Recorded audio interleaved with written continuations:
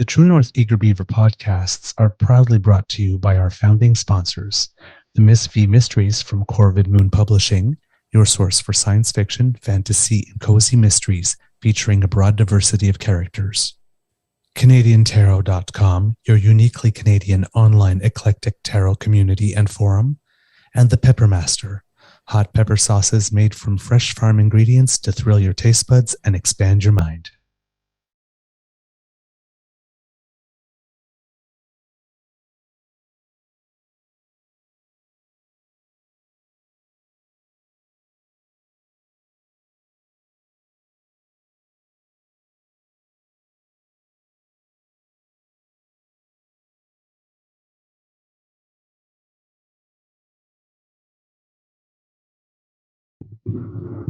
Well, good morning and hello, kids, and welcome to season 3 and episode number 259 of the Daily Beaver Morning Show here on the Crier Media Network. Yeah. Today, recording day is, thank God I'm fabulous, Friday, November 24th, 2023. And it's going to be a very beautiful day here at the Beaver Lodge. The sky is gorgeous, but it's a little chilly. It's one of the first days that we're starting a little bit below zero this year. So, I think we can say we are starting to transition from autumn to winter, even though winter is still about a month away officially. But I think it's the first day that we wake up below zero this year. No, For here. no, Here. no, not this year. Okay. Well, think about it. January was this year. Well, okay. Pedantic. I'm not This wrong. coming winter. All right. Yes, there you go. I'm There you go. The season. Yes, the season. I'm your host, the eager beaver pronouns he, him. Hey, Mr. Beaver, eh? And hey, kitties, eh? You looking good. And a big thank you goes to our podcast founding sponsors, the Peppermaster, the Miss V Mysteries from Corvid Moon Publishing, and CanadianTarot.com. We have a whole bite for you today to enjoy, kids. So wrap your bibs around your neck. We're going to have some fun today. But before we do anything else, let's do the most important thing we do every morning on this show, which is say hello to you, Mr. Grizzly, and ask you how your mental health is doing today, sir. Well, good morning, Mr. Beaver. I'm a little tired. You know that I wake up every day at 5, and usually I'll wake up to the alarm, and by 6 I crawl out of bed and then hop on the computer, get this stuff started, then take a shower once I get this all ready to go, and then come back in. Anyway, well, I stayed at Bridget's last night, and so I was out of bed at 10 after 5 and walked to the train, took the train to the Parliament station, then walked home from there. So I've already got a few thousand steps in today, so that's a good thing. But I think I'm going to be a little bit tired because it's an earlier when your routine gets thrown off, it messes you up, and that's kind of where I am right now. I'm going to be tired because same thing, not as many hours, but unfortunately it wasn't because I didn't. I got to sleep and then couldn't stay asleep. There was so much work to do. We finally got the other computer fixed in the other room. I tested it out yesterday because yesterday afternoon I pre-recorded a show with Dean that will air at around 3 o'clock this afternoon. So if you're listening to this today, you might hear some things that are a little repetitive because we recorded that one earlier, but even though it's going to appear later in time than this show. And we touch on a few similar topics. So if you watch both, you might hear me repeat myself a little bit, but I'll try to make this one a little different. So you've got the new computer operational and yes, the new mic and all the gear's good to go? I have not tested the new mic yet because I've not gone live with it. So we will test that at some point, hopefully this weekend or something, see if it works. But before, we would turn the computer and it would go click, click, click, boom, and then so it wouldn't even turn on. It turns on. I can actually type on it. I actually... Was it a power supply issue or? I have no idea. I no, Hmm. well, actually, when it seems that maybe one of the RAM cards had gotten loose. Oh, that can Yeah. happen. So anyway, we'll see. We tested it over there, but we did not test it. I didn't know if we were going to be able to have to leave it there. And my Beaver sweetie said, "Well, you should bring the mic." And I says, "I don't think I want to bring a $500 mic and just leave it there." Turns out I should have brought the mic. So, and we got it back the same night. My Beaver sweetie set it all up, Okay. and that was really nice. But so it does work as a computer. I still don't know if it's podcast ready with the new software. Well, So that's why I came we'll here see this if we morning. can give it a go. Yeah, just to be sure that we can go live on time-ish. Um, let's see. Let's see, what else do we have? So yes, it was late night because um, some people were how do I put it? It warms the heart, but some people had sent us a message with a screenshot of our page, our Apple Podcast page. So the last show had been posted there 5 days ago. It's like, is it coming soon? It's like, yeah, yeah. Sorry, that's my fault because I was the one that was a little under the weather this week. Uh, but I got them all written last night. But I stayed up quite late to do that. So, but they are there, and Mr. Grizzly's getting them up, so they should be Getting them there. posted today. Yeah, they should be there today. And so, for all of you listening at home, again, I apologize for getting a couple of days or almost weeks worth of episodes out a little late, but It happens. yeah, it happens. And we thank you for your patience. All right. Yesterday was a day, a rather busy day uh, for me. Uh, and it's going to be a day here because Skippy did a press conference that was disastrous. Again, Just brutal. brutal. And there's the housing stuff that you asked me about earlier this week that I've got for you. Because I remember I promised I would bring that to you. And there was a little thing that happened with that convoy lawyer lady yesterday. Eva. Yes, turns out that not only is she a terrible lawyer, but if she were a witness, she on a stand, she would be a terrible witness too. I missed that. Incredibly disingenuous, and we're going to do that. But yesterday we had an exercise going on in somebody pointing out someone else's obvious racism gets you labeled racist Imagine that. because as we all know, the tried and true truth, nobody reacts more viciously or violently to being called a racist than an actual Than a racist. racist. For They're some frightened reason, of they're that word too. very, very touchy about being called what they are. And so are all the minions. Ooh, we had a block party yesterday. But that's Oh yeah. great. Oh yeah, because you do that, and it's like the first thing just come, send you back something racist, racist. You're the racist. Oh my god, these liberals, all they see is racism. Like this is oh, thank you, block, block, block, block, block. Thank you for self-identifying and self-deporting. Block, block, block, block.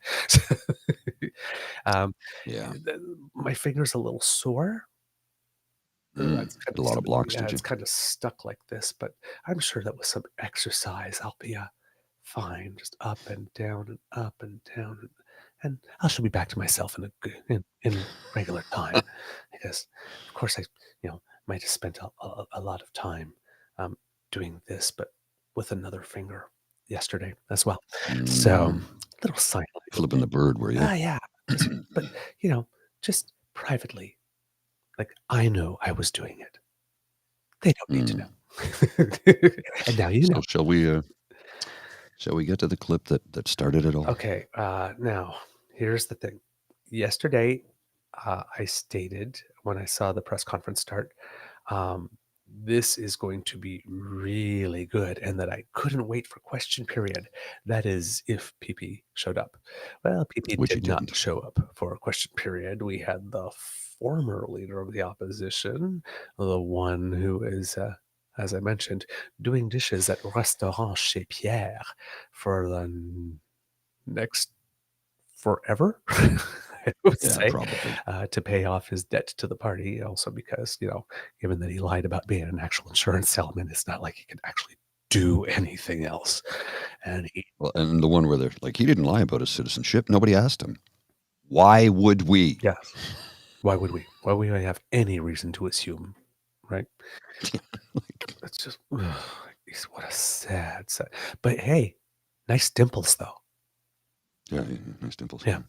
Anyway, so yes. Michael Deatter captures him perfectly in caricature. Oh, though. yeah. His caricature of him is with that shit-eating grin and the eye. Yeah. It's his caricature is brilliant. Yep.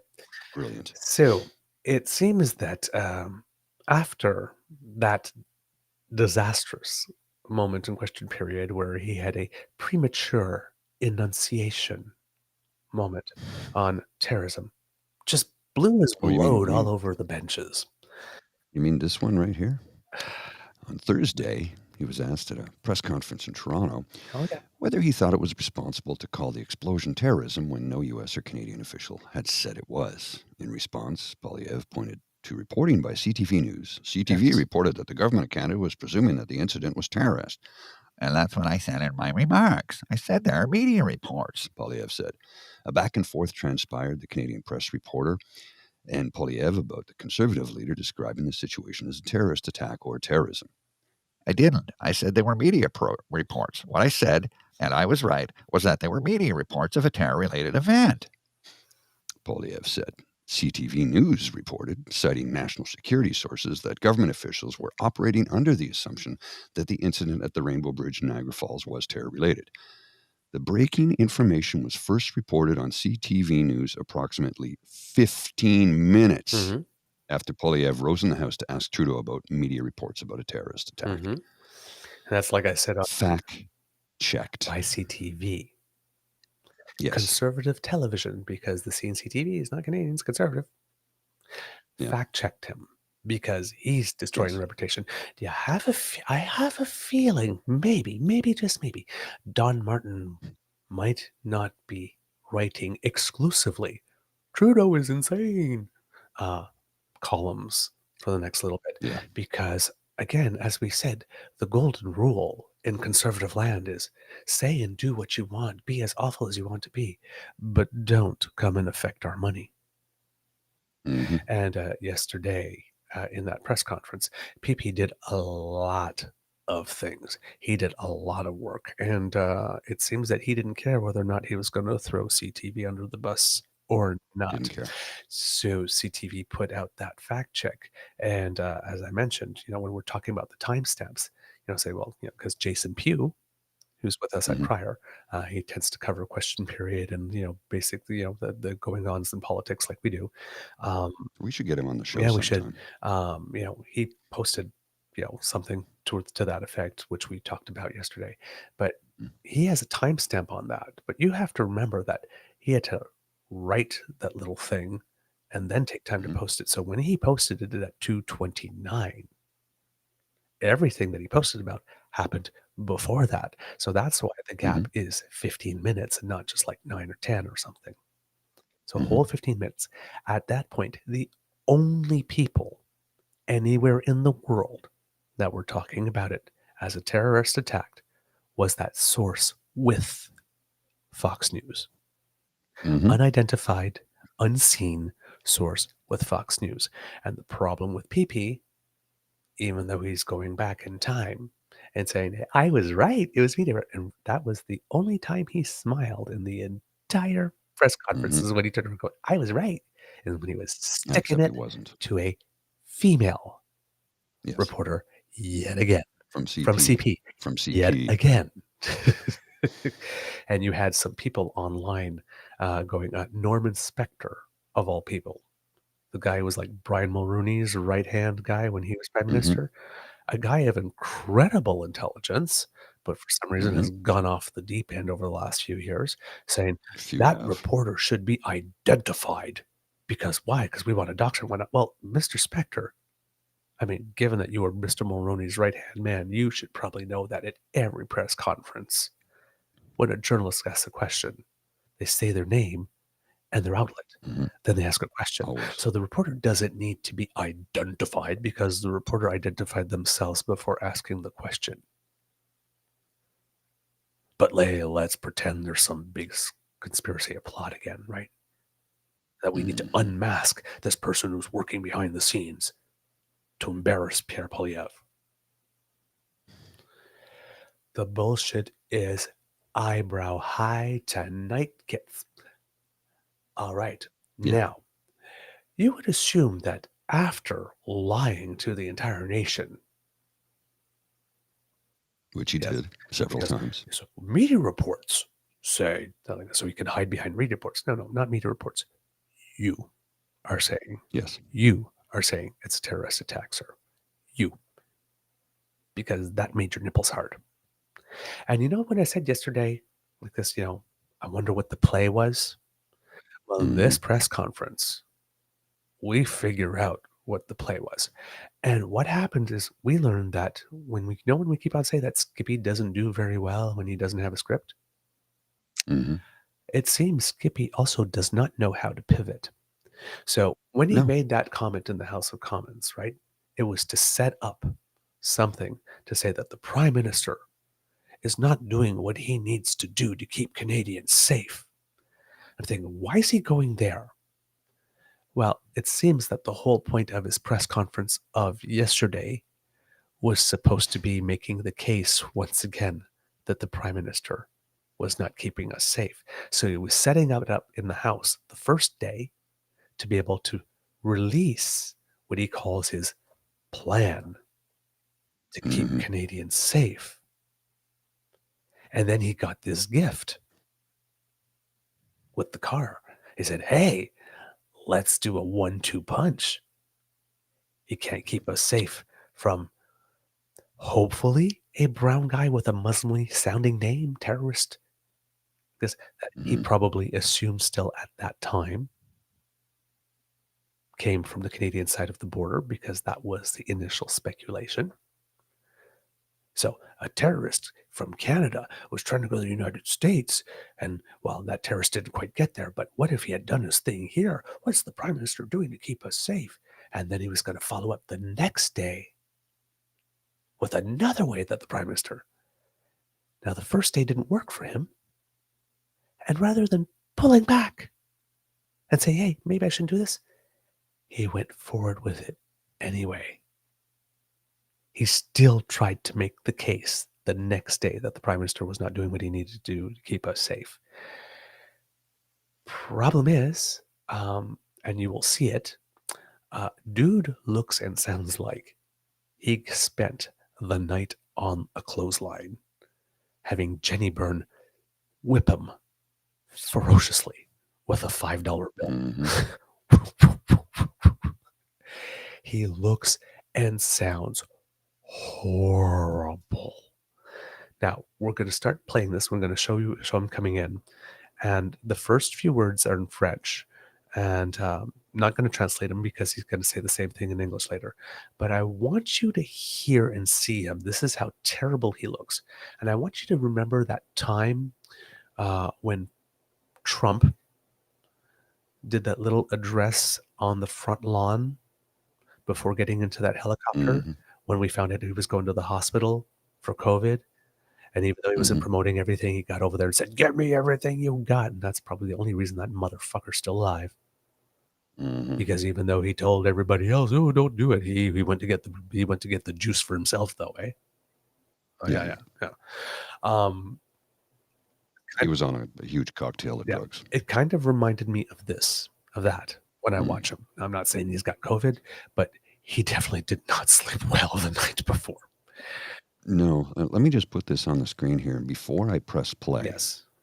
I want to ask you a question, and I'm literally, I am not commenting. I am literally asking two questions. First one is Melissa Landsman's footwear. Sneakers. That's not proper decorum. Not proper. No, but for in the workplace, yes. it's right. Yes. She can wear whatever she wants. Yes. Don't get me wrong. Yeah. I'm not picking on her for it. I'm just asking. I don't think that's proper. Now, is she wearing yoga pants? Possibly. And as a member of the rainbow community, however, I am not the one that's going to make a comment about lesbians and sensible shoes. No. Okay, no. That's all I was saying. And that's not where I'm going. No, I know that. You can wear. There's usually a joke there. Usually. But you could wear sensible shoes that are not sneakers, not running shoes, not trainers, joggers, whatever you want to call them. Yes. And I'm Jim, I'm not judging. I'm not. I'm just it does not seem to be I'm judging. appropriate footwear in the workplace for the job she's Right. doing. That's all I'm Right. saying. And it maybe because she had to get there super quick, because if you see who's on I the don't other know. side of him is Oh, and yeah, Jim's taking umbrage with what I'm saying, and I'm not picking on her at all. I'm not.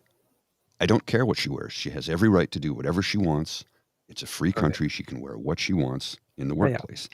I am asking if it's appropriate to wear it in the workplace. That's all. Yes. That's all I'm saying. Yes. And your second question? Oh, the second question was, is that yoga pants? I don't have a problem with that either. Yep. I love the yoga pants. Now, I want to say thank you to the individual who decided that yoga pants were pants you could wear every day, everywhere, all the time. Thank you to that person, because yoga pants are lovely. I'm wearing them right now, actually. Really? Yeah, I'm wearing yoga pants right now. They make my behind look fabulous. And if you will see that there are two people there, one is Melissa Lantzman, the other is Roman Baber. Yeah. Now, Roman Baber is not an elected MP. He's just a nominee. And Roman Baber got kicked out of the former party he was in, and has been spending the last few years basically working his street corner on Twitter, trying to get PP's attention, hoping that he would have got a nomination in a safe seat. Well, he got a nomination, but not in a safe seat. So I guess he didn't kiss butt hard enough. So he's working double time here. These are the only two people he could get to stand with him. One, stock photo lady during the convoy, who kicked that all off, and then allows herself to be trotted out by her party to stand up and go, I can't be helping Nazis. I'm Jewish. While forgetting she's also lesbian, Jewish, and lesbian at the same time, which means in the days of Hitler, she would have been wearing a star and a triangle. Yes, but she takes offense on being Jewish, but not a lesbian. But then when stuff happens in Iran, then she trots out the lesbian card. Yeah, because it's remember, as we said, they are conservatives first, and all other identities are subjugated. She's the one, including citizenship. yes. So yes, so there is no reason she should be standing there, but it's also not a surprise, because if you're willing to stand up in the House of Commons and trade on your faith in order to say, I can't be possibly aiding and abetting racists and Nazis, while you are aiding and abetting racists and Nazis, and don't accuse me and don't accuse anybody in my party of it because I'm Jewish. That makes me immune. You're going to be willing to stand with PeePee when he falsely claims that there's a terrorist attack. And of all the other MPs, not one wanted to stand with them. But who did he get? Roman Baber, a guy that's so inherently dishonest that he got kicked out of his own party. I guess, and he got kicked out of his own party by the guy who we found out since might be leading the most financially, criminally corrupt government in Canadian history. And when Mr. Ted Hsu was here, he actually nodded his head, yes, that's probably true. Okay? So we're talking about only the best people here. Okay? So now, if you like Schadenfreude, this is going to be a little bit of a experience, because I almost feel guilty because I enjoyed this so much. I did. You know what? And the keyword almost. Keyword is almost, but I have to admit, I too almost felt guilty because this one's almost too easy. Yeah. Now it's the lies that he spits in this towards the end of the. I almost threw my phone several times. I had to pause it because I was He had livid. He has this coming though. Oh, yeah. He has this coming. He deserves everything he gets. Well, right now, he's going to hide out for the next couple of weeks. We won't see his face today. I'd be shocked if he shows up anywhere today. Shocked. Yep. Yeah, he's going to pull a Doug Ford. He's going to go to that same basement and into that same freezer where they stuffed Doug Ford during federal elections. Mhm. He's probably going to stay there for a while and say, let's hope it all blows over. Honey, We ain't letting go of this. your fake over blew over faster than this is going to blow over, darling. All right, Oh, yeah. Mr. Grizzly, please. Merci beaucoup d'être venu, tout le monde. Après, je m'excuse, je devrais commencer en disant que je suis honoré d'avoir ici avec moi aujourd'hui Melissa Lanceman, l'honorable député de Thornhill et le chef adjoint du Parti conservateur de Gros Bon Sens, et Roman Baber, qui est notre candidat à York Center, ancien député provincial et avocat, un grand supporter des Raptors. Après 8 ans de Justin Trudeau, le Canada est plus dangereux. Okay, we can stop it there. Une augmentation. Do you hear him? Mm-hmm. He can barely get 3 words out without having to take a. Mm-hmm.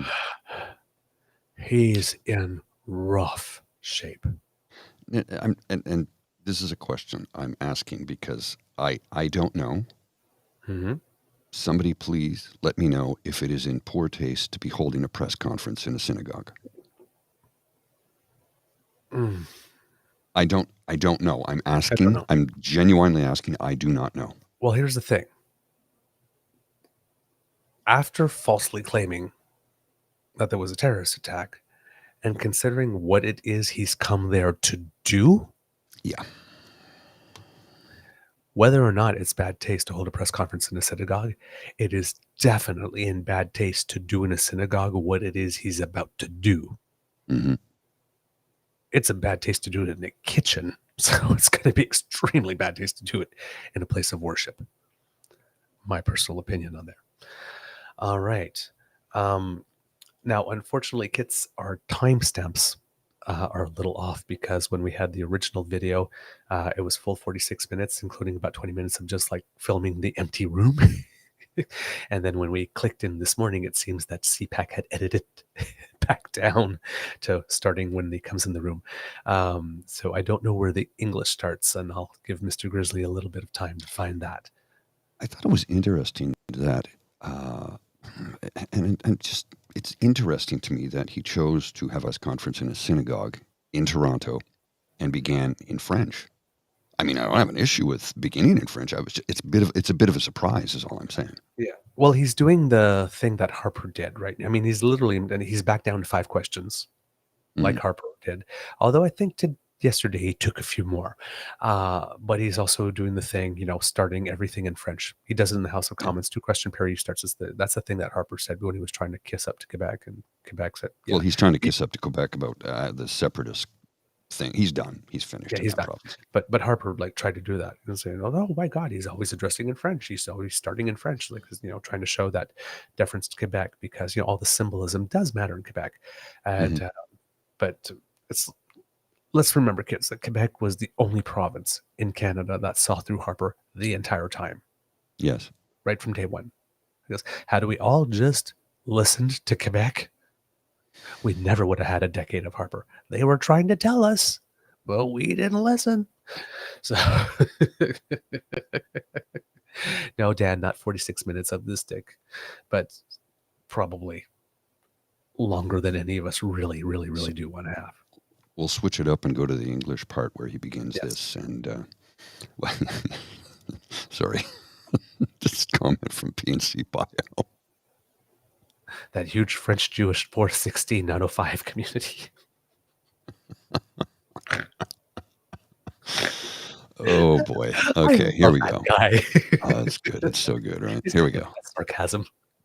Okay. I didn't pause it like that intentionally, okay? It just,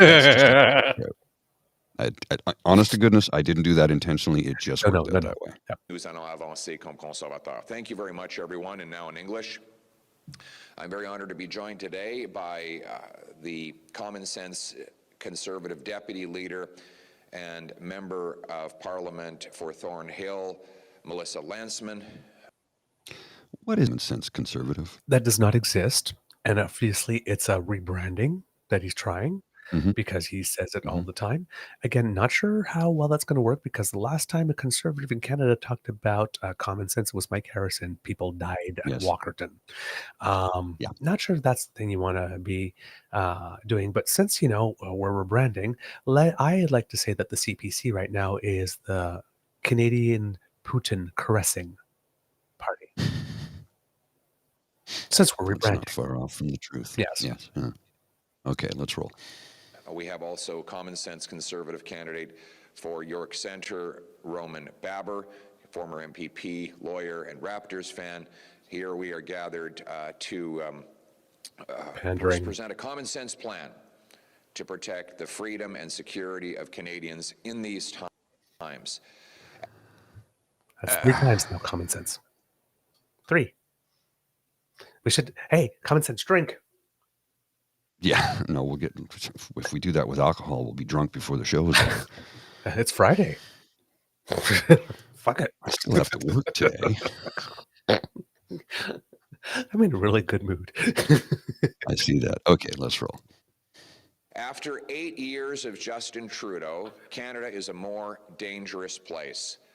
Hate crimes are up 150% after his economy has caused more desperation, his divisive, censorial And How why? economy cause hate crimes?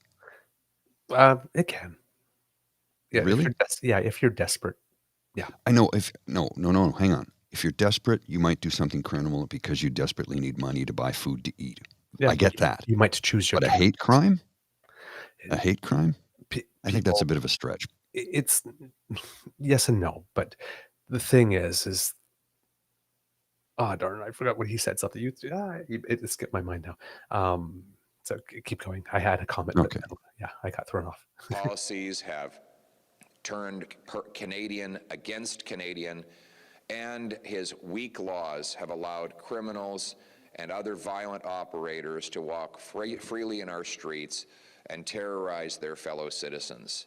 So today, Conservatives present a common sense action plan to protect our people in these times. Our first proposal is we want the government to immediately ban the Iranian terrorist group, the IRGC. Are you This still is on the that? most sophisticated, well-financed terror group on planet Earth. It was behind coordinating the October 7th attacks in Israel. It coordinates with other terrorist groups like Hezbollah, which are criminalized in Canada. According to a recent Global News report, there are 700 regime and IRGC agents operating with impunity, using stolen money, terrorizing our Persian and Jewish populations, and putting Canadians at risk on our soil. I will add, this terrorist group fired a missile at a civilian aircraft, killing over 100 Canadians. This was almost 4 years ago. Can you imagine what kind of prime minister would allow a terrorist group to fire a missile at killing our people, and 4 years later he lets them legally operate in our country? Okay, well, with impunity. This is a Time. disgrace. The Prime Minister allowed the IGRC to shoot down. They did that in Iran. And remember, what was the plane they shot down? I believe it was a Ukrainian airlines flight. So, pardon my language, but this motherfucker Mm-hmm. is in a synagogue Mhm. blaming the Prime Minister for allowing the shooting down of the Ukrainian airlines plane days after his party voted against the expanded free trade deal that Ukraine Mhm. asked for and negotiated. But now he cares about. Well, and he keeps. There is no death he will not exploit. There is no None. death he will not exploit. All those dead people, murdered people, assassinated people that he claims to care about are nothing but inanimate objects with which he can use to bash the prime minister over the head, just like Jody Wilson-Raybould was. He didn't care about the fact she was Indigenous. He cared about the fact that they had a spat, and then he traded on her indigeneity to bash the prime minister over the head. The former MP, Selena Chavanez, who had an argument with the prime minister and left. He doesn't care about black people. We know he doesn't because he's got Leslie Lewis in his cabinet that's doing the exact same thing as Melissa Lantsman. Leslie Lewis had brunch with a frickin' Nazi. And every time Jenny Byrne or Sarah Fisher circulates, or Andrew Scheer, those blackface photos, she says nothing. Nothing. She says nothing. They don't care about black people. They only care about black people if they can use it to bash women. Feminism? Oh, he's not a real feminist. They only care about women if they can bash them over the head because this party doesn't even believe in pay equity. Right? Every time they exploit people, it's only to use them as a cudgel. And Muslims, remember when they were showing us images of ISIS throwing gay people off buildings? Oh my God, so terrible. Well, in that by-election in Manitoba, he distributed leaflets saying that Maxime Bernier was terrible for having marching in Pride. Yeah. When Harper sent them. And then he went to campaign for Brandon Leslie, who's for conversion therapy. And Garnet Genuis is still on those damn benches, and he believes in conversion therapy. And Melissa Lantsman sits right next to them, right next to their leader that says he did not read the T-shirt. All these people they say they care about, literally, they view them as inanimate objects, not even human. All of them are baseball bats, cudgels, hockey sticks, whatever you can call as a weapon with which to hit the prime minister, liberals, progressives, woke people over the head. They do not care about you. Not one bit. Not And one now, iota. yes, he exploited the death of a 14-year-old recently to claim that the prime minister was flooding the street with drugs, giving free drugs to people so that they can sell them to kids. And then exploited the deaths of those 2 Americans that were coming here to watch a Kiss concert. And then they turned around because there was going to be no concert because of the weather, and then they went to a casino. He's exploiting their death as well. He doesn't care. He's a horrible, horrible human being. Nothing pisses me off more than that kind of stuff. You do not exploit the tragedy of others. And he does it relentlessly. Mr. Grizzly, please. 1 second, sir. And it is time that Justin Trudeau stood up to defend our people against these IRGC murderers and terrorists by banning them today. And we should work to kick out every single regime agent or terrorist that is operating in this country, of which 700 have been identified. Second, we need to establish a foreign influence registry, something the government promised it would do back in June. We have multiple Beijing-controlled police stations harassing the Chinese population in Canada. We have, as I said, 700 Iranian regime agents harassing Persian and Jewish Canadians. And countless others may be operating as well. We want a foreign agent registry, which requires that the government, that anyone who works for a foreign dictatorship register, have their names publicized and exposed. All right, let's stop that. Third, the United Kingdom has... Okay. He can't even get the words out. No. He can't even get the words out. And that's the maximum enthusiasm. It's listless. It's completely listless. There's no passion. He's literally phoning it in here. It's terrible. Exactly. He's so full of shit, he can't speak properly. Now, we've already talked on this show about the IGRC. He's still on this, Let's remember the fact that it was in 2009 that Liberal MP Mark Holland, who's still in the House right now, and I do not know why he's not getting up and saying, "Biatch, are you you really going there?" Pierre Poilievre was told in 2009, put the IGRC on the terrorist watch list. And the Harpy Pecans didn't do it. Why? We already told you on the show. Because the IGRC is pretty much like mandatory military service. Almost everybody has to do it. And if we had to have such a program, when it would be unwieldy, we couldn't possibly do it. And it would be yet another big, bloated, costly, conservative program. And they don't believe in that. So it can't be done. They know it can't be done because it was asked of them. And he's still trying. He is still trying to get the government to take an action that will bring Iran into this war. So he's in a synagogue claiming that he cares about Jewish people, while at the same time trying to create an international incident that would send Iran, one of the three poles into the region, into Israel to kill more Jewish people.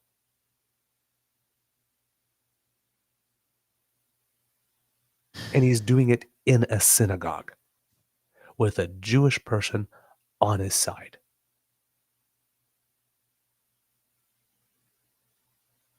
Imagine him as prime minister. No, I can't. If he's willing to do that as leader of opposition, you know those Club Med commercials? This is 30 seconds or 2 minutes. Imagine a whole 2 weeks. A man who can do that, who's doing what he's doing right now. Mr. Grizzly. 1 sec, sir. Dan, he's like that piece of spaghetti you throw against the wall to see if it sticks, and now he's sliding down the wall. Said that Canada is the likely spot for a terrorist attack.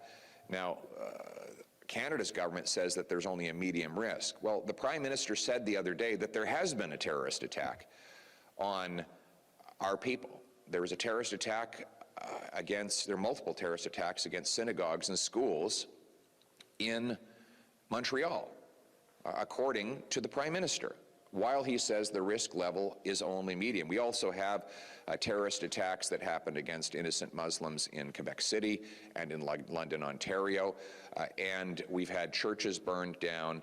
We need to have a review of Canada's assessment of the risk of an attack in this country. Fourth, we need to remove red tape from... Now, this guy, he's literally in a synagogue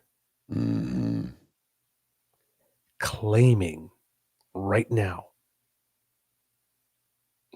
in that moment, that he stands against Islamophobia. After everything that he has done, after being so far in on this particular edition of what's going on between Israel and Hamas, so completely far in for Israel, sitting there claiming that the people about whom he decided 911 wasn't enough, they needed a snitch line. And remember when we had the immigration thing with the niqab? Now, I don't claim to understand why does someone would want to wear a niqab. But I know in Canada, if someone wants to wear a niqab, they want to be that devout, they should have that right. And the fact that I don't understand it, and it confuses me, doesn't mean I need to fear it or hate it. This is true. And Mr. Grizzly, if you will put up the image I showed, 1 second. I sent you, Jeff Ballingall, or Balling et al., who we know has very, very, very big behind-the-scenes links with this party, posted this the other day. Noel Narwhal, good follow on the Twitter, or Yes, X recommended if you follow. want to call it. Saving this tweet from Pierre Poilievre's campaign manager, Jeff Ballingall, wherein he's gleefully sharing notes written on bombs that are being dropped on children for later. My friend visiting the Israeli front lines just sent me this. I hope Hamas enjoys this message from Toronto. Somebody wrote from Toronto with love. Now, I don't know if that's doctored to put that on, a I don't picture know. that was actually written on the bomb. But his campaign manager, on the same damn day that he is in a synagogue claiming that, the Jewish people, also Islamophobia, Jewish people. His campaign manager is posting pictures on Shitter Mm-hmm. of bombs sent into Gaza where innocent civilians are being killed and exterminated with love from Toronto and loving it. And we are supposed to expect to believe that this guy cares about Muslim people. And remember when the summer when all those Muslim people, Mm-hmm. Dr. Bahira and friends, were protesting all those schools, and they were saying, hey, we love our allies. We love our allies. Where are they now, eh? The millisecond that thing happened in Israel, they cut all their Muslim allies that they were using to oppress trans people and gay people. Oh, you're not our friends anymore, all of a sudden. They use people. Okay. He's claiming virtue on Islamophobia because he still wants to win that 905 while his campaign manager is posting those types of images. That's why I'm saying what he's doing in that synagogue, another reason.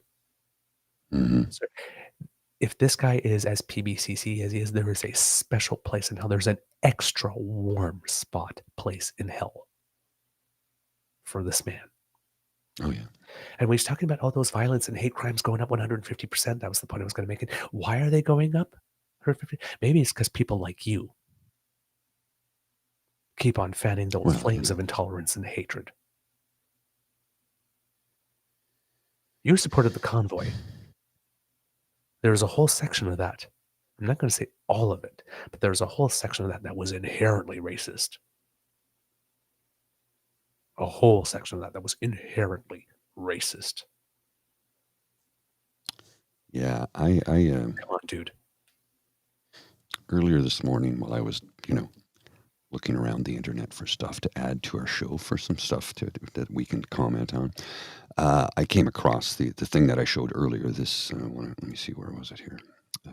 The CTV saying, he said this 15 minutes before we reported it. Mm-hmm.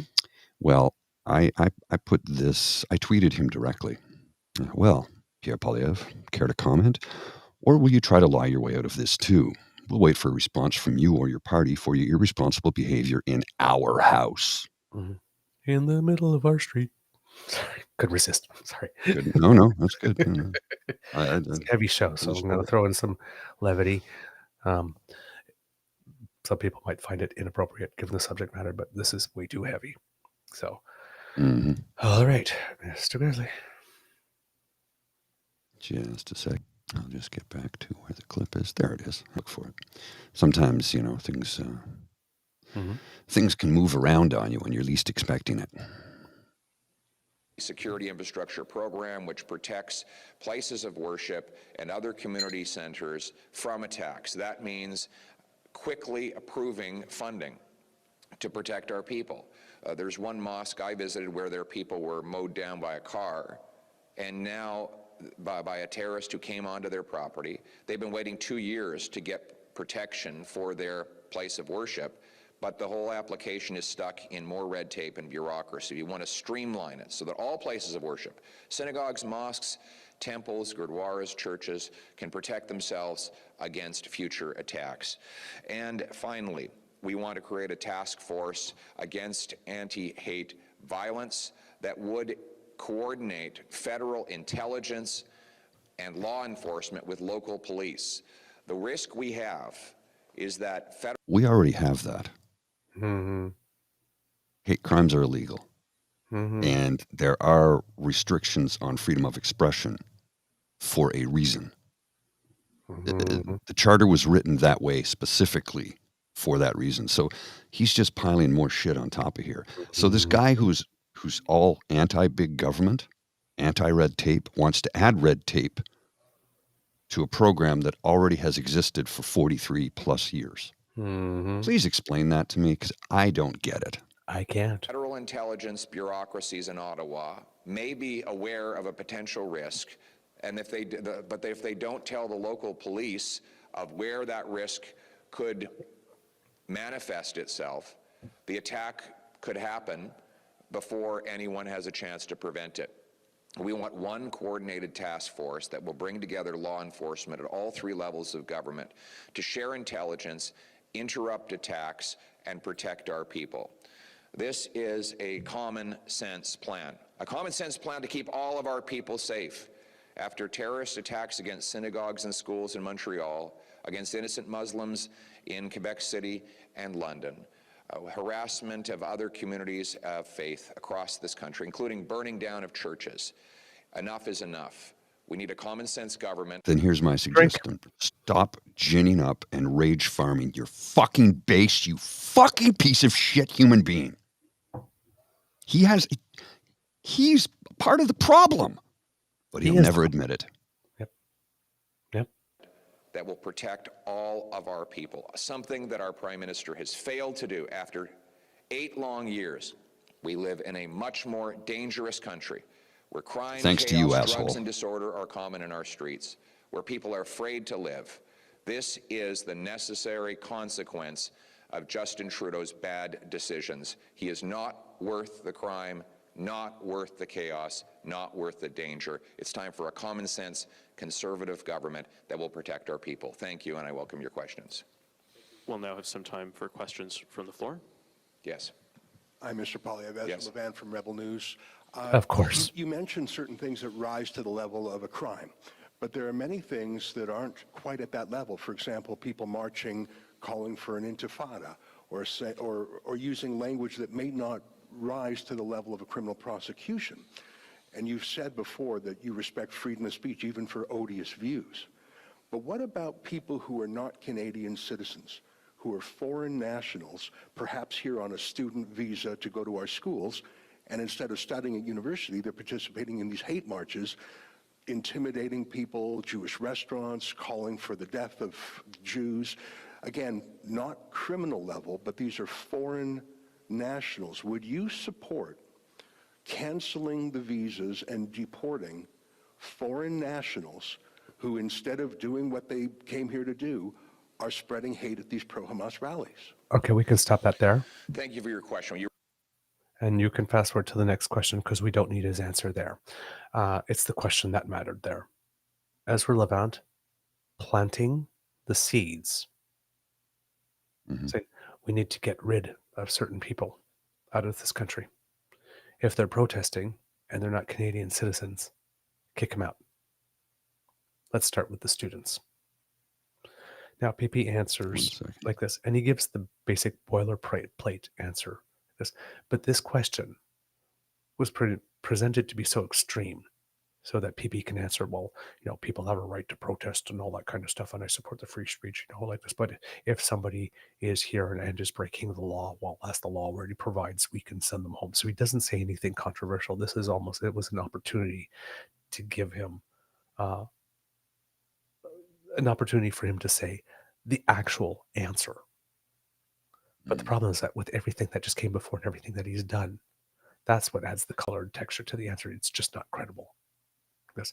But Pierre actually doesn't say anything controversial in that answer. He just gives the same answer that Justin Trudeau would probably give in this case, but just coming out of his mouth. Yes. In this case, it was the question that was the red meat to the base, not the answer. Right. I don't know if you've got the second one set up. Yep. Okay, so now we get to the second question. All right. This is about Here we go. in the free We're just trade. going to jump to the next question. Hi there, Rob Ford from Global News. Can you explain why the Conservative Party voted against the new Ukraine-Canada free trade agreement? We didn't vote against a free trade agreement. Yes, you did. We brought in the free trade agreement. We Irrelevant. voted against Justin Trudeau. Fucking We God, brought I in the can't- other one, so we didn't vote against this one. No, you brought in the can't other tell the one. truth. Ukraine wanted to build upon it, and you said no. That's what happened. The fact that you voted for the first one because you are the ones who brought it in is irrelevant. If you were in a court of law, irrelevant and immaterial, Your Honor.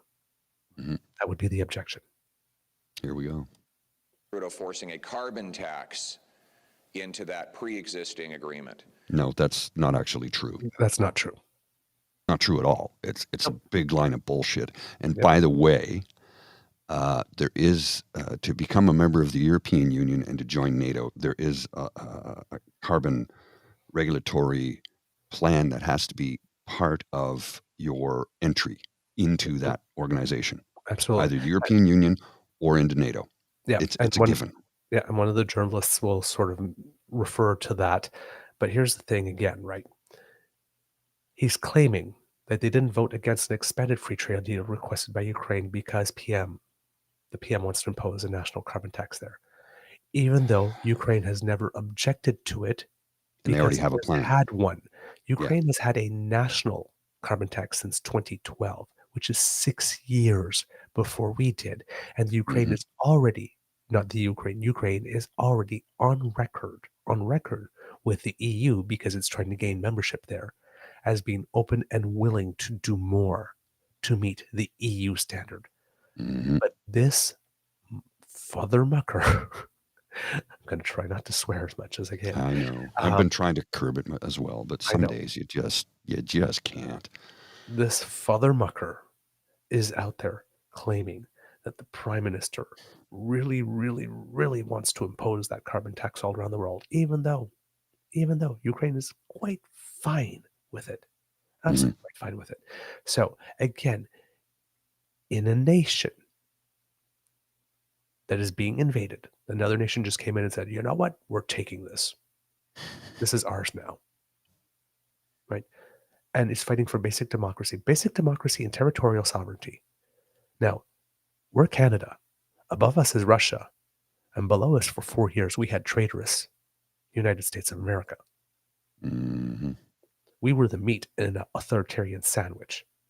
And it's not like our battalion of wild boars are going to save us.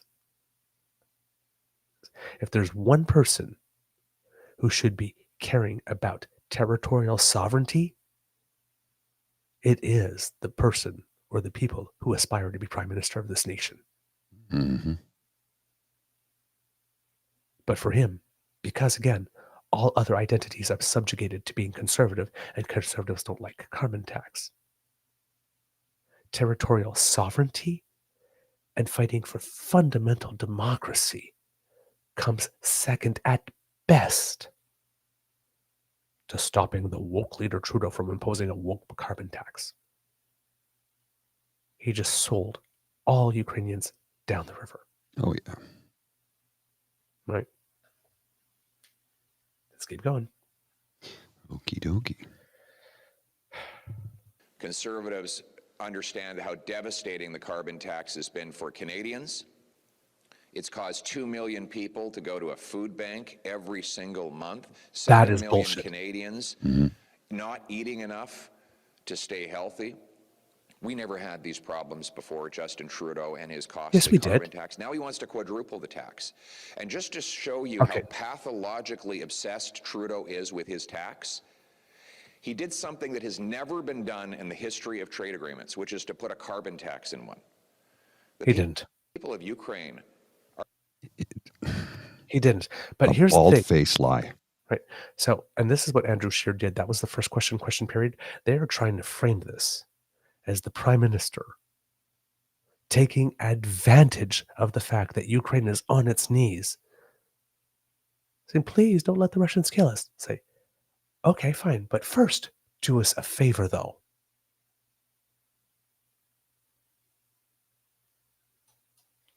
He's literally saying that. Trudeau is saying, but first, do us a favor, though.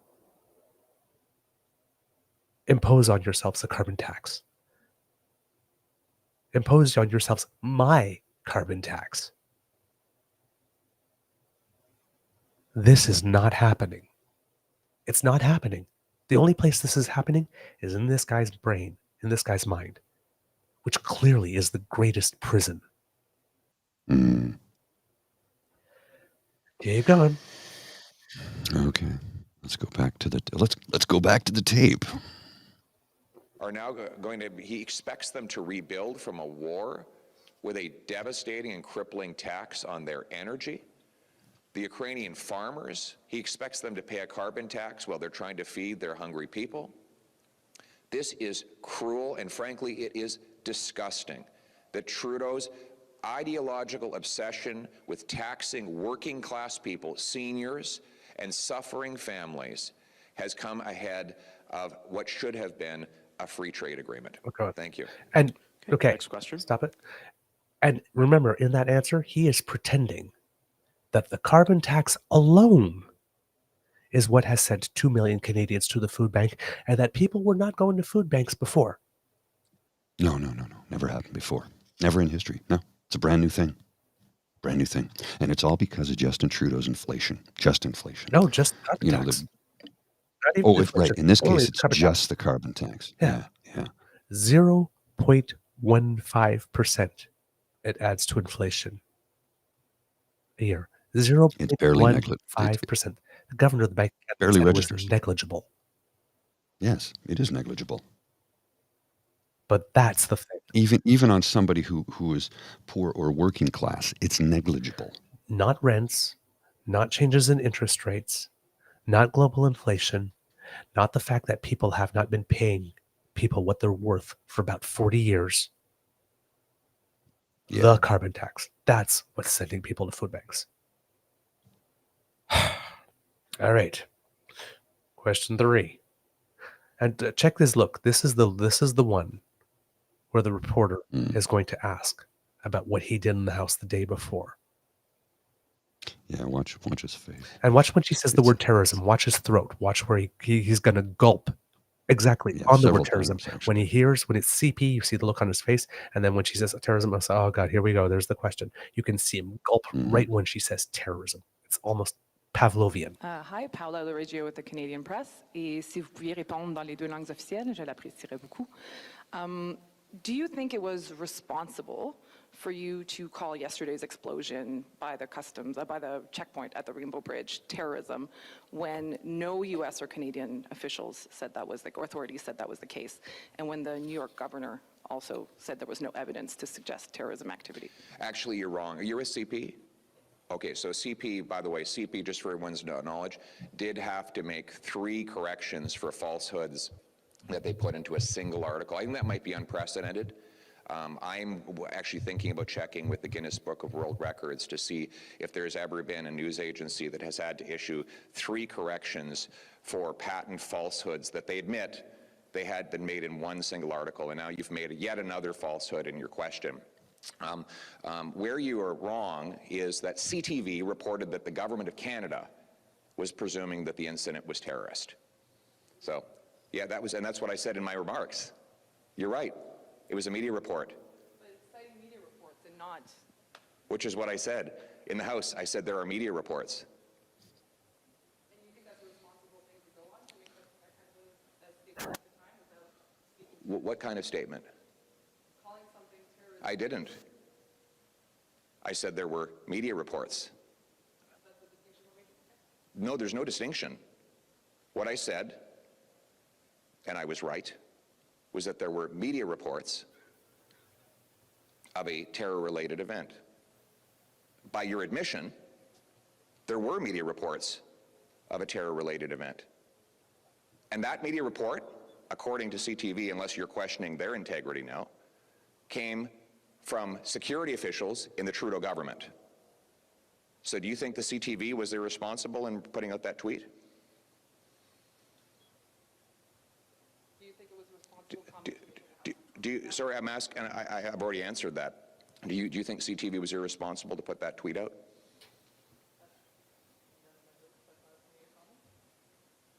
Well, you just did comment. Okay. So, I just hope you're not going to print something that you have to apologize for again. Okay. Okay. Stop there. I wanted to play that through. I asked Mr. Grizzly to play it through without interruption so you could have the full impact. You know, when you do something wrong and you get caught and you need to find an explanation, so you find an after the fact justification for why it is you did what you did. That's when that little game I like to play. For this to be true, what also must necessarily be true?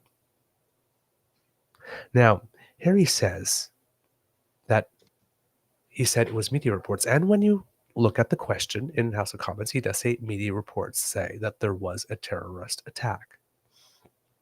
Media reports never said that there was a terrorist attack that was confirmed. We suspect it's a terrorist attack, or the police haven't yet ruled out that it's a terrorist attack, or we are investigating under the assumption that it could be a terrorist attack. But all of those are different from there has been a terrorist attack. When the government says that we are working under the assumption, it means that we do not have enough information to either confirm or deny that it is a terrorist attack, and therefore we are going to investigate as if it could be the worst possible thing until we rule that out. And then we will go to the next worst possible thing, and then the next worst possible thing, and the next worst possible thing. And it turns out that it was just some type of accident. Now, I don't know. Maybe they went to the gambling facility and lost a lot of money. Mm. Maybe, again, there was a stroke or a heart attack. Maybe somebody fell asleep at the wheel. But witness reports say that this car was speeding up and then tried to swerve. If it was a terrorist attack, they were just drove right into the cars right in front of them. Mm-hmm. And then hit a curb, went airborne, landed, I guess, in a field area or something, but not actually on the highway, and exploded. 2 people died. It was a Bentley. Yes, it was a Bentley. It was a Bentley. So right now, rather being more concerned for the 2 people who died, I think that Pierre Poilievre is actually upset that a $300,000 Bentley lost its life. For him, that's the tragedy. Yeah. Seriously, yeah. Seriously. Oh, the poor Bentley. We hardly knew it. Bentley was such a good guy. Such comfortable, soft leather seats. So nice on my bony tushy. Every time I want to address Jillian's comment here, where's your security clearance, PeePee? Every time I encounter somebody online, he has clearance. Yes, he does have clearance. Otherwise, he couldn't be in the help. Exactly. He doesn't have NISI cop clearance, and that's what he needs. And he refuses to get it. And there he are refuses levels to get NISI cop too. Pardon? There are levels above NISI cop as well. Yeah, security cosmic. Yeah. So, this guy. So then he starts arguing with her. You notice he's smiling again, eh? I was right. I said it was media reports. Media reports. No, not reports. Media report. 1. Because CTV would have been the second one. And they say, hey, whoa, buddy. We didn't do this until like 15 minutes after you actually said it. So don't blame us. So not media reports. Media report. From Fox, based on a source with Fox News. How much you want to bet that just like Trump, in his office, he's got Fox on 24/7. 24/7. Yeah, I don't doubt it. Just like Trump. Then he gets into it with her. And then he does the abuser talk thing. Mm-hmm. Of course he does. Oh my God, we need to call the Guinness Book of World Records 3 retracted. When stories like this come out, the reason why you don't react to media reports, the reason why you do not stand in the House and say, based on media reports, rather than based on the latest update from Homeland Security, or the FBI, or the Buffalo Police, but from a source with Fox.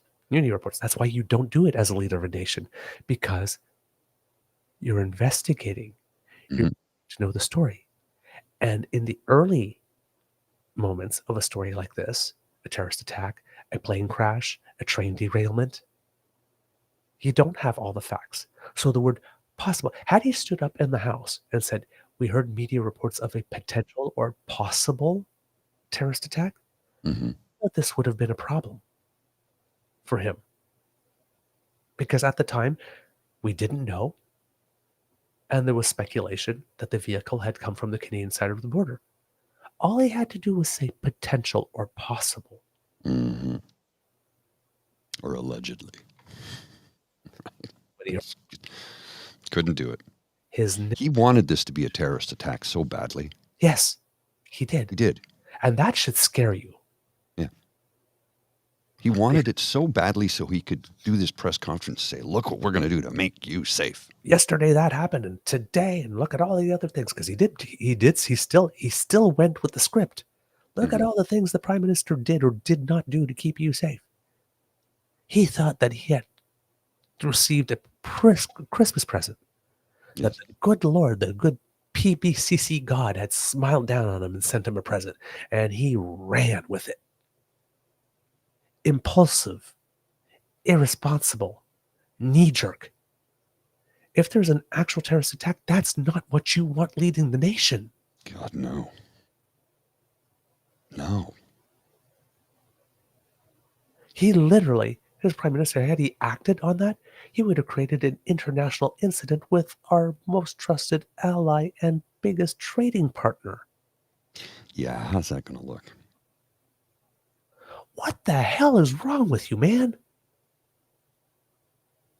Seriously. Well, he's got to have a reason to blame Justin Trudeau for Somebody something. grab him by the shoulders and give him a shake. Rattle a few things in there. What the hell's wrong with you, man? So then, abuser talk.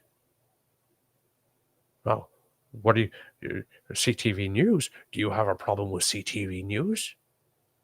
Are you questioning CTV News' integrity? Again, kids, Canadian Press is our national press wire.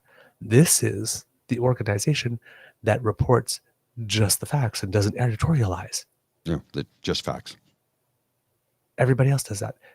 Every single news outlet with its salt that has big enough scope and can afford pulls from Canadian Press. Canadian Press doesn't have a problem with CTV. And CTV most certainly does not have problems with Canadian Press. And then he's talking about 3 retractions.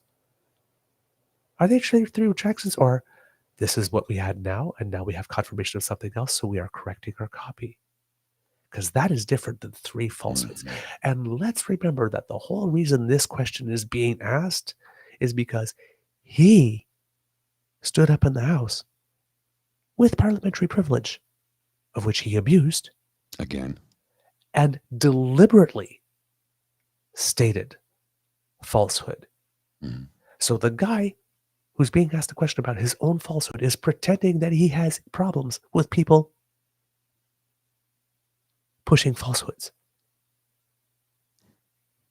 It is like 5D level bullshit and abusiveness and gaslighting. We keep on saying, don't vote for people who tell you to your face, I think you're stupid and I don't think you're going to check, so I'm just going to say whatever I want. He's relying upon that, though. That's his strategy. And send me It's his strategy, though. Yes. He'll lie to your face and think you're too stupid to actually fact check him. And if you do, then he flips the script. Because he's a bully. He starts asking. He's a bully. Questions. Yeah. He's a this is total abuser behavior. Total abuser. That's what it is, though. I mean, there's no 2 ways about it. It's abuser behavior. Now, this journalist did something really, really smart. Really smart. Because you know how he ended it? Well, I hope you won't have to do anything else. You have to. There was twice in that whole exchange where he said something to her, and she said nothing. She left dead air. So he had to talk again to fill the space. What he does is he flips it, then asks you the question fast, so then you try to answer, and then he jumps on something else and answers, and then all of a sudden you get in a loop. All you have to do when he does something stupid like that is just give him an unimpressed face, cock your head a little bit, look at him and go, really? And say nothing. Seriously. Yeah. You're going to say that to me? Yeah. Really? And say nothing. That's when I'd start to be like, I'm really losing my patience with you. You got to start answering questions. And if you don't start answering questions, I'm going to have to leave. And I know that's what you want. But here's the thing. I'm not going to leave. I'm going to ask you another question. And when you come back to me with some bullshit answer, I'm going to show you the facts right here on my phone. Mm-hmm. That's what needs to take place. Yeah. So she stood there and said nothing on 2 occasions. Said, I thought it was a thing of beauty. You speak first. Pierre, you speak first. You tell us what your next lie is. That was a brilliant move from that journalist. I thought so. Because, he shut it down. Well, I hope you know. She's smarter than him. It deflated him. Yeah. It deflated him. Journalists. Well, I think he knows his days are numbered and that he'll never be prime minister. I think he knows it in his bones. I'm serious. I'm not joking when I say that. I think he knows it. Yeah, I think he knows it now. And here's which is probably why he was so sad coming in. Now, here's the thing that really, really surprised me, because after that exchange with that,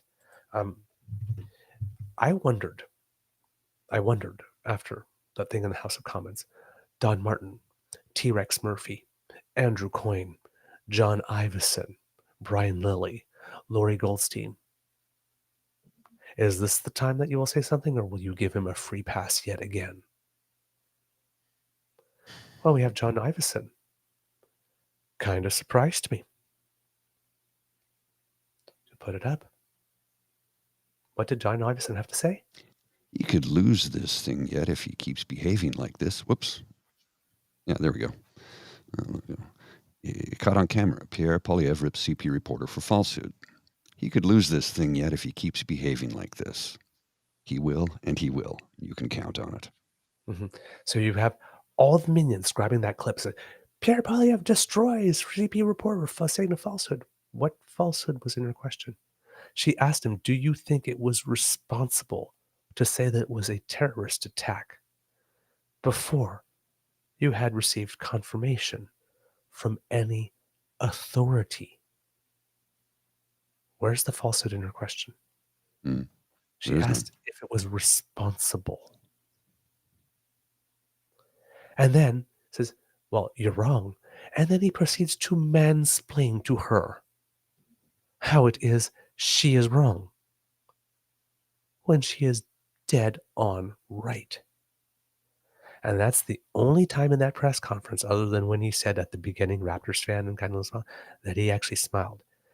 You saw the momentum shift right there where he went from to, oh, this is my familiar territory. This I know how to do. Until she, well, I hope you're not going to have to publish something else that you have to retract.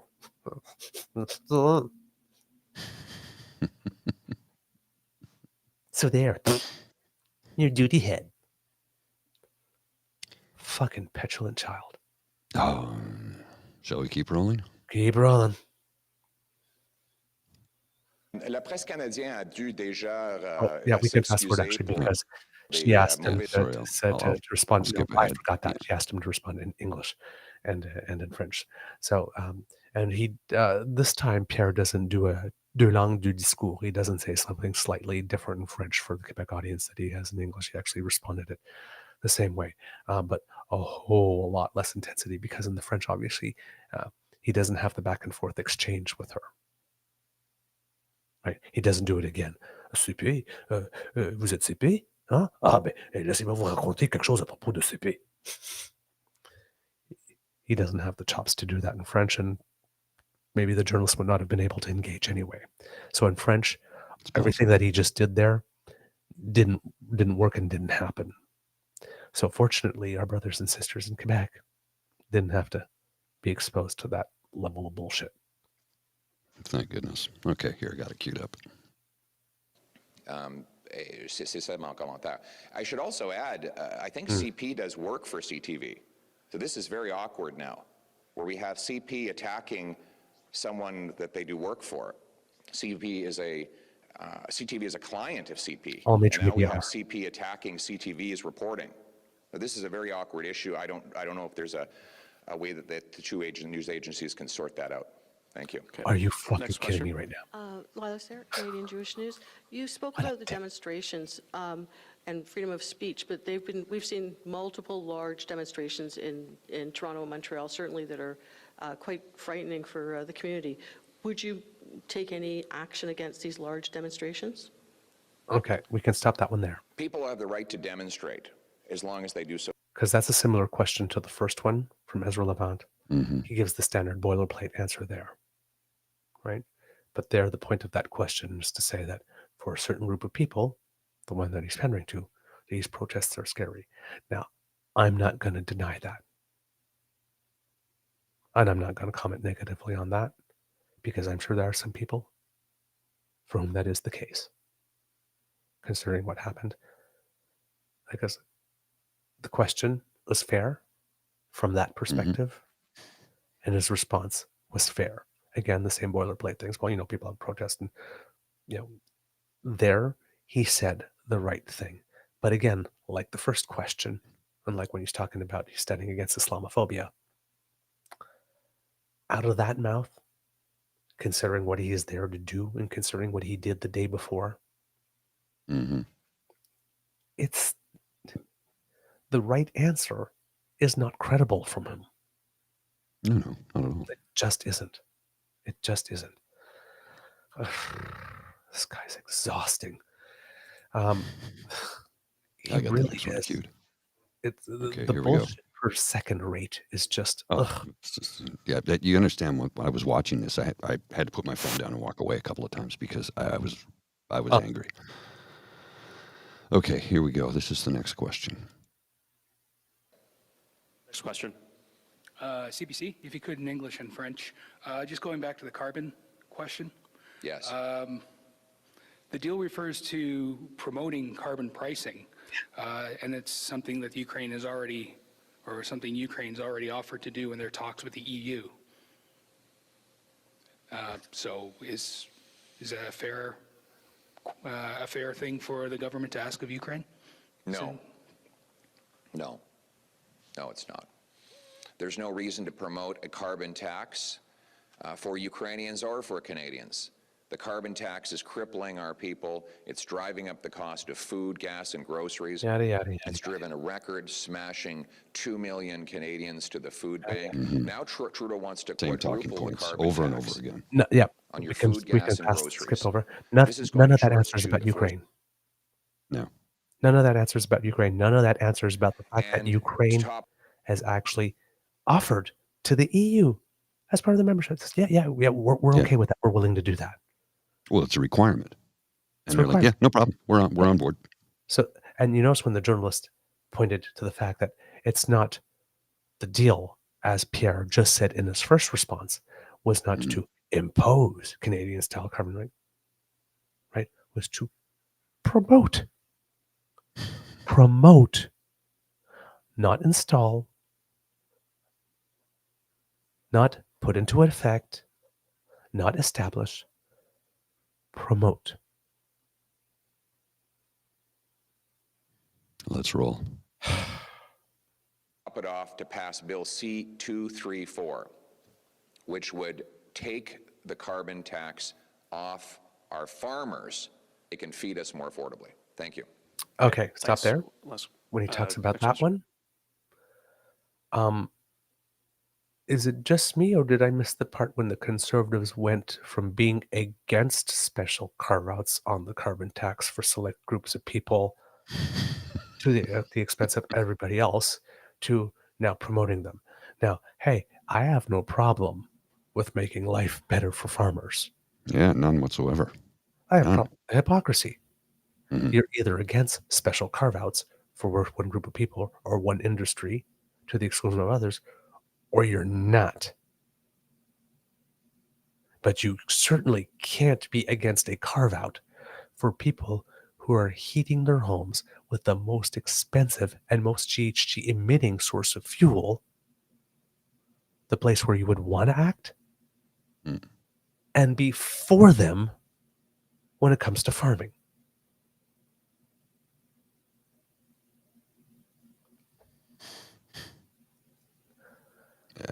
Pretzel, twist, torque. Mhm. This guy's unbelievable. Oh, yeah. Keep going. Okay, here we are. Let's try and stomach some more of this, shall we? Sorry. Oui, Radio-Canada, Toronto. No, actually, is it? Hier, les Yep. conservateurs Yeah, ont voté. I'll jump ahead to No, the no, English version. or do you want to translate? No, she doesn't answer. She doesn't ask it she doesn't ask it in English. And so this question's from a francophone reporter from Radio Canada. I'll take some notes and we'll stop after she asks the question, and then I will translate for you what it is she asked. Okay, just a sec. Here we go. I'll play it now. Next question, sorry. Oui, Radio-Canada, Toronto. Hier, les conservateurs ont voté contre le projet de loi C-316 visant à pérenniser le programme de contestation judiciaire, souvent utilisé par les communautés francophones en situation minoritaire. Pourquoi tourner le dos à ces communautés minoritaires, s'il vous plaît? Non, c'est pas Okay, vrai. let's stop C'est there. pas vrai. Nous sommes pour les communautés. Okay, so she's basically asking about the court challenges program. Mhm. Liberals presented Bill C-316, which would maintain the court challenges program. I guess it has an expiry date. The court challenges program is a program that is frequently used by linguistic minorities, but other groups as well that are trying to defend their rights. In this case, language rights, but it could be any types of rights. For example, the gay community is being discriminated in somewhere, and it's a program that helps these groups get some funding in order to bring these cases to the Canadian Human Rights Tribunal to fight for those rights. Okay. Mr. Grizzly, I will give you this. The vote happened on second reading, I believe it was. And the Conservatives, of course, while they are telling Quebec, by the way, that they will stand up and defend their rights, voted against extending the court challenges program. Right? The vote was 206 to 111. It passed. Only the Conservatives voted no, and Pierre Poilievre himself voted no. Can't really read that. It's blurry. Bloc, NDP, Liberal, Green. 206, yes. Conservatives, 111, no. Yep. And if you click on the next one, and then what does it say about the court challenges program? The CCP offers funding for constitutional language and human rights test cases in Canada, advancing language and human rights guaranteed under Canada's Constitution. Litigation, test case development, apply for funding, legal interventions. All right. So you can fast forward to the next question. When Pierre answers this, because he's answering in French, he's basically saying it's not true that they voted against it for the. And I heard, he says no. I heard him say at the beginning, it's not true. Yeah, c'est pas vrai. Nous allons toujours protéger les droits des francophones et des gens en situation minoritaire à travers le pays. Je pense que l'approche du gouvernement ne vise pas à accomplir ça. Notre approche va protéger les droits linguistiques, de l'éducation, de santé des communautés francophones, et ce projet de loi n'accomplit pas ce but. Okay, so what he is saying is that we didn't. we voted against it, but we support minority language rights, and we will always defend it. We voted against this bill because we believe it will not accomplish what it is it says it's going to do. The bill is to extend the life of a program that already exists and has been proven to work, judging by the number of times it's been accessed. So he's literally lying. He's pretending like it's a new program and that it won't work. No, it's a renewal of a program that's existed for a while now and has been proven to work. Meanwhile, in the background, right, while you have Sarah Fisher talking about eliminating the Bank of Canada, there's also talk about eliminating the Canadian Human Rights Tribunal. Conservatives are also pushing destroying and eliminating that institution. And he's sitting there going like this, our plan to protect minorities. You don't have a plan. That's like when Harper said, oh, no, for climate change, we've got our own plan, but our own plan never materialized over 10 years. We've got our own plan to help protect language rights, minority rights, while they're campaigning to dismantle the Canadian Human Rights Commission, and they voted against extending the court challenges program that will give people money to actually fight for their rights. The duplicity there is off the charts, right? If you're a minority group in any way, can't trust this guy. No, God, no. He's literally lying that a program that works, proven to work, will not do what it says it's going to do when it has done what it says it's going to do for years. And the government says, let's keep doing this because it works. They don't want you to be able to have any tools to help you fight for your rights. No, The of rights course they not. plan to run roughshod all over. They want to subjugate you. Welcome to serfdom. He wants to be his feudal lord, the feudal lord. Okay, let's roll the remainder. There's one more question. Have a look at this. Maybe one or two more, yeah. No, well, it says last. There might be a second one after, but no, I think this is the last one. Hang on. Here we go. Yep. Sure. This question is from Kevin Gallagher of CTV News.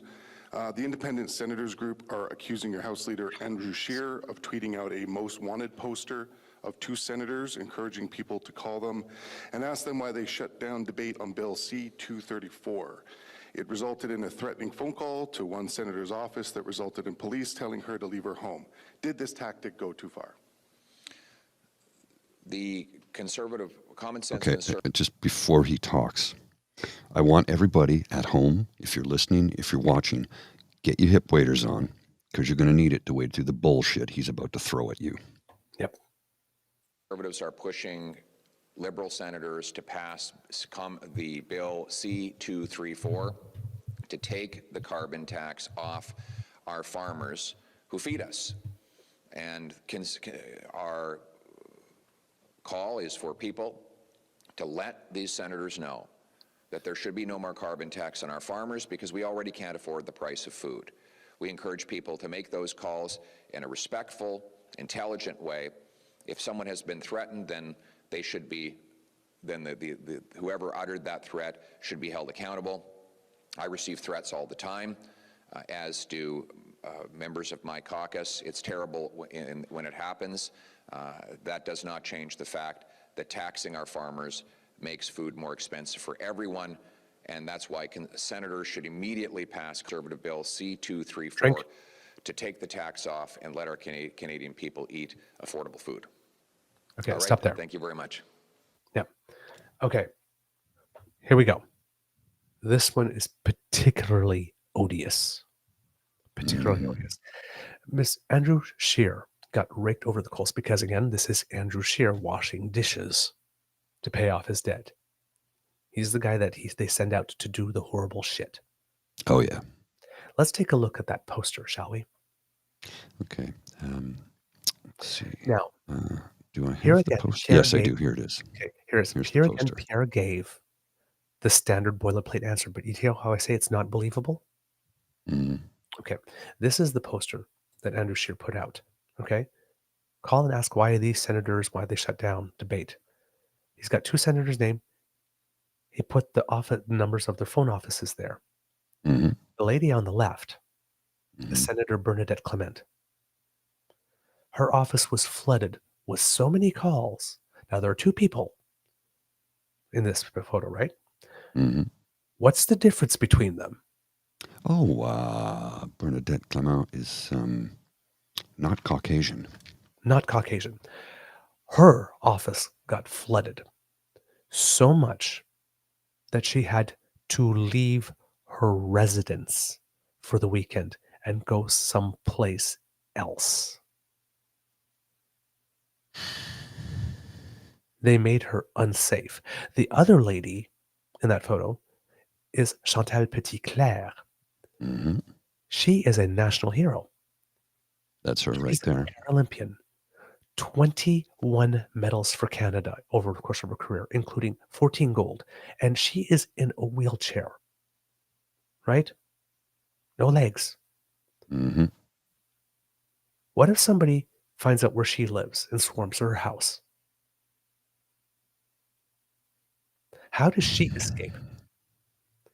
They sicked their minions on someone who is not Caucasian, knowing for well that that will be a trigger for them, and someone who has reduced mobility, who Mm-hmm. have a hard time getting away. Well, this is the part that disgusts me, though. This, did he go too far? He justifies it. We encourage people to make those calls in a respectful, intelligent way because a most wanted poster encourages respectful and intelligent interaction. I receive threats all the time. That's my bill, basically.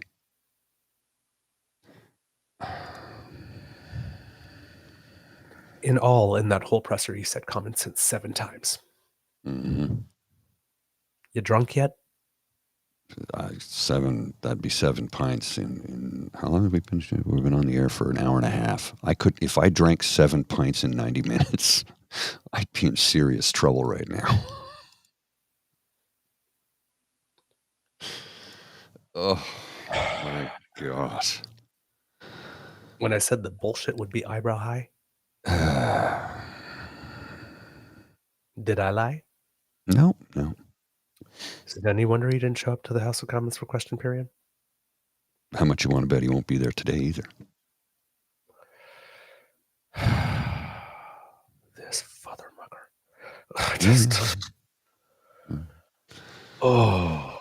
It's not one thing, it's a bloody another.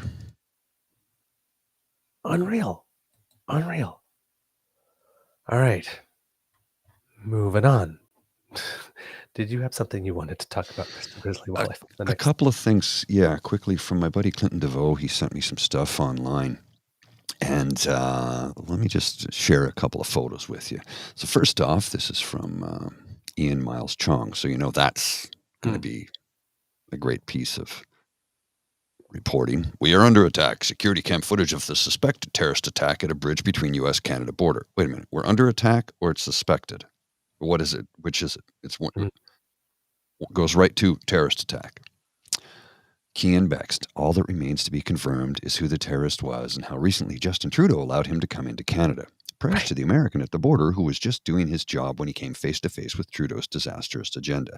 Okay, it was an American. They weren't terrorists, and they were crossing from New York State into Ontario. So the person harmed at the border would have been Canadian. But hey, Keenan's got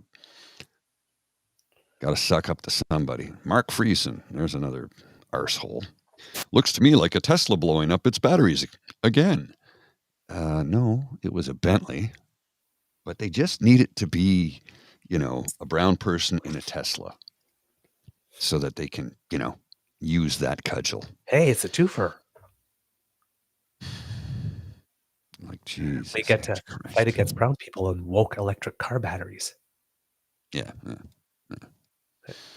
Now, before we move to the next thing, there's a tweet I want to put you because Charles Adler said something. And Susan P. Riley, a woman I respect very much, and I haven't seen her much on TV lately,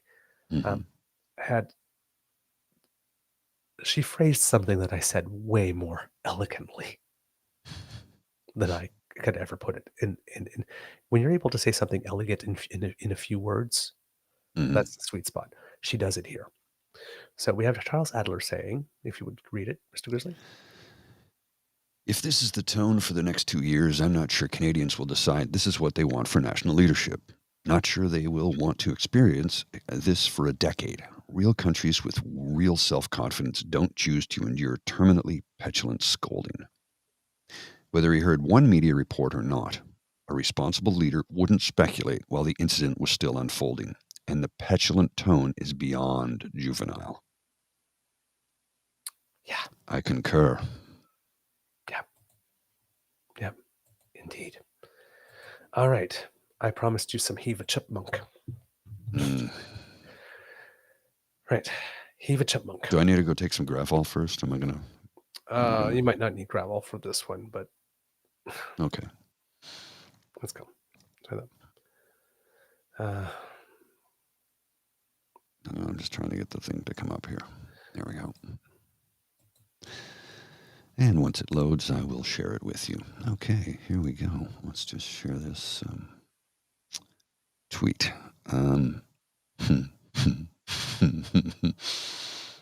Here we go. All right. Eva Chipyuk. Does anyone know the name of the city of Edmonton's head of the Foreign Affairs Department? No, because there is no Foreign Affairs Department at the city of Edmonton. The city gets power from the province to attend to local issues like roads, sewers, and yes, policing, but getting involved in areas outside their jurisdiction, like foreign affairs, which is a federal responsibility, doesn't help to ease tensions. In fact, it can lead to more complications. I invite all elected officials in Canada to take Empowered CA, Reconnect to Canadian Civics course. Oh, I can't believe she just said that. So they can better understand the division of powers and why these different levels of political structures exist. Knowledge is a treasure, but practice is the key to it. Lao Tzu. Whoops. Blonde White Karen is upset that melanin advantaged are getting a little too uppity. We can't be allowing them to help each other now. It's just not white. Right. Somebody flipped my switch to bitch there.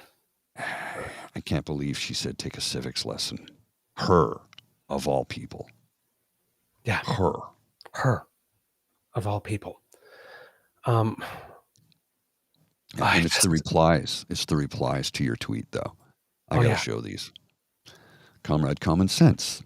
Racist? Yes, you are. Keep up the virtual signaling. Those ethnic people are going to love you. Those ethnic people, eh? Yes, liberals are obsessed with being liked by them. So...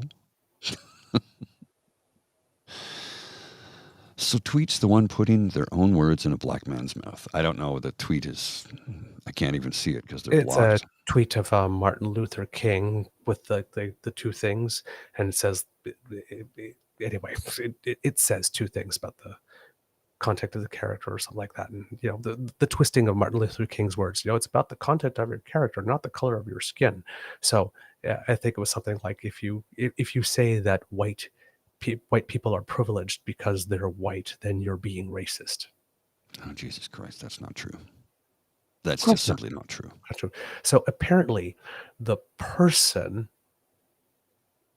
commenting on someone's racism is now racist. Now, here's the thing. In this thing, she is saying, because Mr. Sohi used to be a liberal cabinet minister, is now the mayor of Edmonton,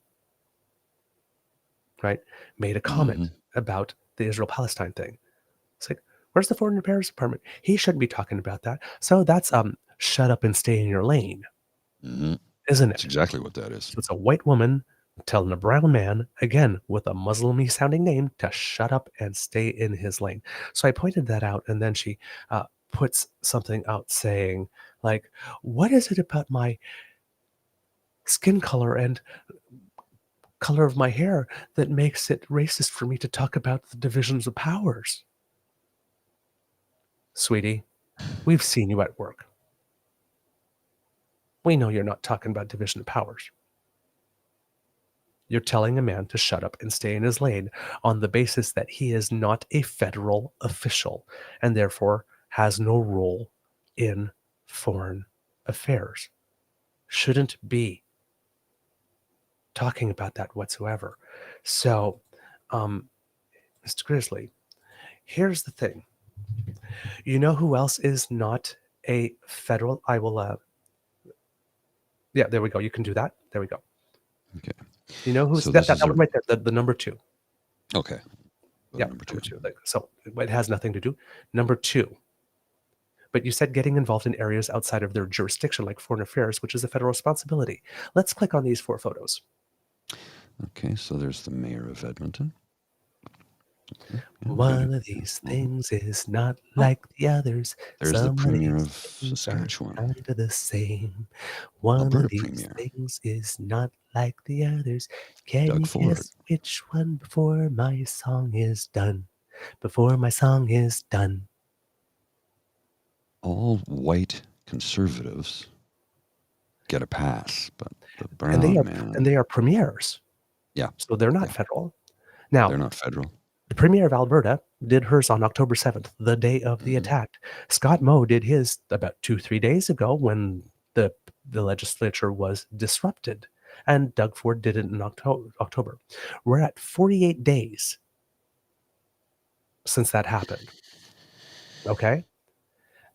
Now, at day 48, she takes the time to say, hey, civics. But only when the brown guy gets out of his lane. Then she responds with, oh, friend, I live in Edmonton. I can't keep an eye on every elected official across this great country. Does that make me a racist? Emoji. At least I have the integrity to put my name to my public statements. Have a nice day, True North Eager Beaver. Okay. Now, you know what happens to me when someone does something like that to me. It's like, okay, counselor, let's have some fun. So, I sent you the link to that tweet where she responds that. Let's go down. This. It's with the response. Honestly, I believe it does make you a racist. An inability to keep your eye on all of them, which no one expects and no one can do, doesn't mean you don't have the ability to be aware of even just one other in the whole nation, or your province, or even your city. So she did the, I shake a lot of hands. I meet a lot of people. I take a lot of pictures thing. I have a lot of meetings. Like you, I live in a city. Mine is outside Alberta, and I'm aware your premier commented on foreign affairs. She made her statement on the very day the attack on Israel took place. It was a big news day, and I know you keep your eye on her. Why not comment then? Let's keep going. Does the whole thread continue there? I suggest to you that if someone you were cross-examining argued that their inability to be omniscient made it impossible for them to have committed the crime, you wouldn't turn to the judge and then say, I guess that means we must withdraw the charges. I further suggest that if a witness tried that, you might ask the judge to instruct the witness to answer or for permission to consider them a hostile witness, that you'd conclude that they were trying to be evasive or hiding the truth in a big pile of bovine fecal matter. In fact, I suggest you'd state that the witness making a choice to go, anyway, I think that's a typo, to do that was to go to so ridiculous and extreme would be a sign of consciousness of guilt and that behavior was wildly abnormal. Referring, at least I have the integrity to put my name to my public statements, irrelevant and immaterial, counselor. Whether I put my name or not to my public statements in no way affected your intent when making yours, especially since I made my statements after yours. Also, integrity in putting your name to a statement confers precisely zero integrity to the statement itself, which is the issue at hand, and it in no way adds integrity to the statement. Using the same principle, your contention that my statements have less integrity than yours because you allege I lack the integrity to put my name to my statements, which is assuming facts not in evidence, by the way, is speculative. You know my name. If you want to know my name, you know my name. Given your position, your national profile, your interest in politics, and the salience of the issue, I contend that over the last 48 days, it is a statistical improbability and implausibility that you would not be aware of at least more than one who made such a statement. I further contend that you arguing lack of omniscience is bad faith, and when coupled with the introduction of an immaterial argument of integrity, it means that when you do the mirror test, that mirror test of when it's you yourself in a mirror, you know what you frickin' did. You know damn well that the mayor of Edmonton's skin color was a key factor in you making this case on day 48 rather than on day 1 when the premier of your province left her lane, or just a few days ago when the premier of Saskatchewan left his following the protest at the legislature. So when you put all of this within the context of all that's publicly known about you, you supported the convoy, which is inherently racist. I believed you to be racist prior to you making this statement, and the fact you singled out a brown man for this special treatment merely confirms this for me. I rest my case.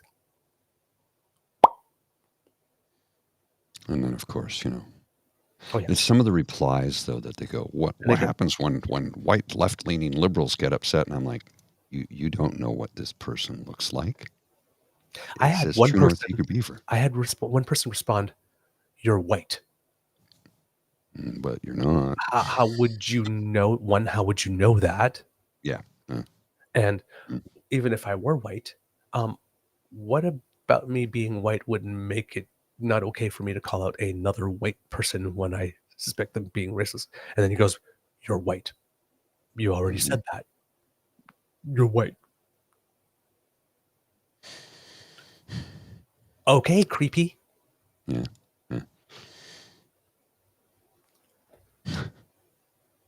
Saucy past the popcorn, meow.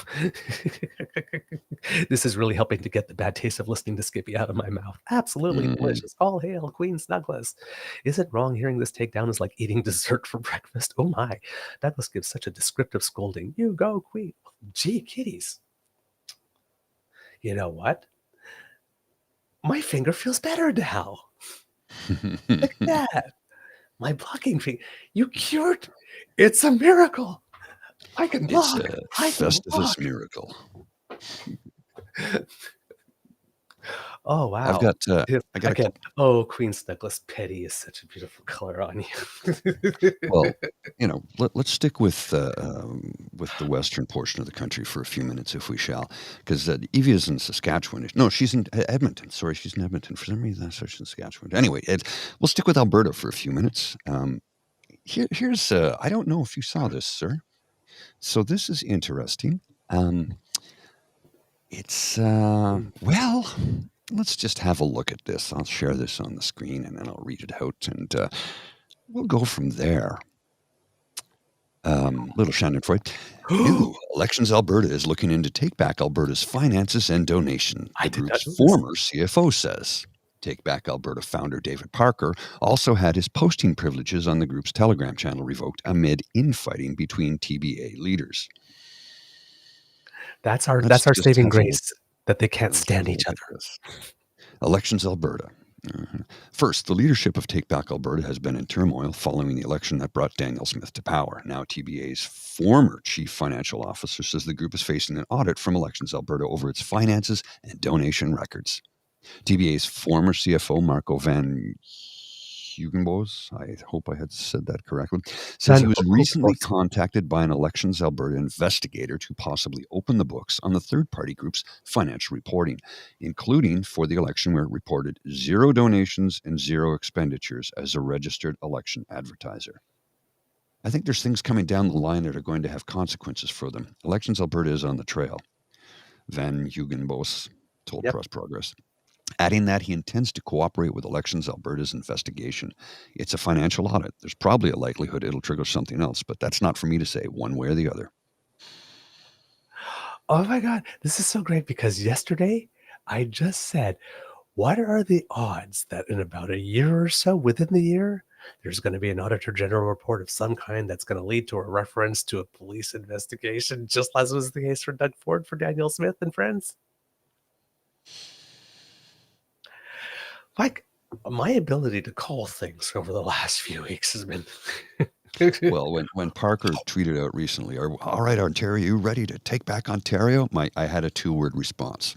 2 words, real simple, straightforward and to the point. They start with F and end in FF. 2 words. I think you can guess what they were. And then, of course, not everybody wants to tweet this. No, I do. I do want to tweet that. I do want to tweet that. First off, the Take Back Alberta, from whom? Who are you taking it from? Take it back from whom? Who has it? And every time these idiots tell me about, we're going to Wexit, I'm like, how's that going to happen? You're on treaty territory. Almost all of Western Canada, like 2/3 of BC, all of Alberta, Saskatchewan, Manitoba, and most of northwestern Ontario is treaty territory. Yep. Well, we'll just buy them out. No, it doesn't work that way. Those agreements are with the King of England, the Crown. And it's part of the Constitution Act of 1982. So you have to rewrite the Constitution, number one, not going to happen. Number two, the King of England is well aware of the mistreatment of Indigenous and Inuk people in this country. He's well aware. And the current king cares. He does. He does care. So I'm not a monarchist, okay? Nope. But if it's this environment, man actually is in this game. If it's the environment or if it's Indigenous stuff, this man cares. He does. He genuinely cares. So I'll tell you right now, there's no way in hell that's ever going to change. And next in line for the throne, yeah, he ain't going to change it either. Wow. The kids still have some stuff coming in. Gee, thank you. My word, such compliments. Wow. Okay, I didn't think that was going to hit that hard. Oh yeah, it did. With the kids, whoa. Yeah. Okay, I just wanted it as a palate cleanser so I could like do a little Julia Sugar Baker so that we could just move on from. But damn, kids, thank you so much. Like that Jim, racist can't reconcile that someone who isn't white could be articulate and intelligent. Oh, ow, Kit Linda, how many white beavers have you seen? Oh, I wish I would have thought of that. Actually, the guy just said that you're trying to get the affection of those ethnic groups. And I went, so? They literally had nothing to say after. I just did I don't get the joke. Why is that funny? You want the love of those ethnic people. So? And then let him fill in the blank. And he couldn't. He had nothing. Wow. Kids, well, thank you. Really, thank you. Strawberry amnesia. Oh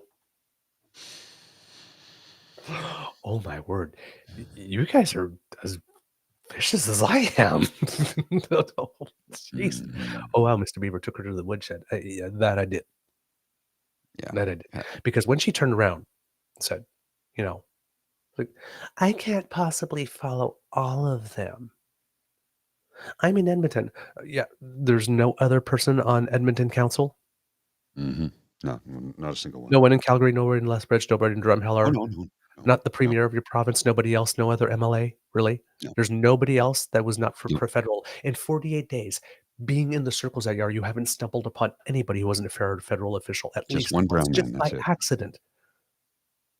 Just in the course. I knew about those 3 people doing that just in the course of my activity of daily living. I didn't have to go searching for it. I knew that Doug Ford had made a statement. I knew that Daniel Smith had made a statement. Yeah. I knew that Scott Moe had made a statement. Scott Moe, her French kissing cousin, one province down. The legislature got held up. And he went in there and said, well, you know that we stand with Israel. I guess he's not out of his lane? Ugh. Wow. Oh, thank you, kids. But this story that you just brought, that makes me very happy. Yeah. Here's the truth that you should always remember. Let me kids. share something with you. Hold on, let me finish this one. Let me finish this. Okay. Here's the truth. The thing about ideological movements and ideological parties is that as soon as they are founded, the seeds for their implosion are already there. Yeah. Because when something is not working well enough, there will always be somebody, you can count on it. There will always be somebody who comes along and says, hey, the current ideologue in chief is not ideological enough. I am. And then they take a further step to the right. And then they screw up. And then somebody goes, they're not a true believer. And then they take over and they screw up. And the further they go to the right, the more extreme and the less likely they are to succeed. So then they start flipping. The flip rate becomes faster. The turnover rate becomes faster. And then they implode. That's what's happening here. And that's why the prime minister is probably not going to go to an election early. And neither is Mr. Singh if he's smart. And if he's not smart, then maybe Blanchette. Because remember, the prime minister has 2 dance partners, and Blanchette does not like the Conservatives at all. No. At all. No, it does not. No. So this term is going to go whatever length, even if Jagmeet Singh decides he's going to do an opportunist thing and pull the plug. Because Quebec won't let it happen. No. Pierre can't do this for 23 more months. No, God, no, it's not happening. He can't. All right. The thing Go you back to Mr. Parker for a minute. I want to show you this. This is from Marco van Hugenbos, the former CFO of Take Back Alberta. Scroll up here a little bit so we can see it. I like to think of Twitter as the Thunderdome, right? Twitter is the Coliseum. Twitter is where we go on, we do battle. David J. Parker on the Dean Blundell show. So let's scroll down here. I asked you to judge me by the enemies I have made. Julius Caesar, David Parker. You're blocked. Such a brave little soldier, that Parker. You're blocked. A brave little toaster. Oh, man.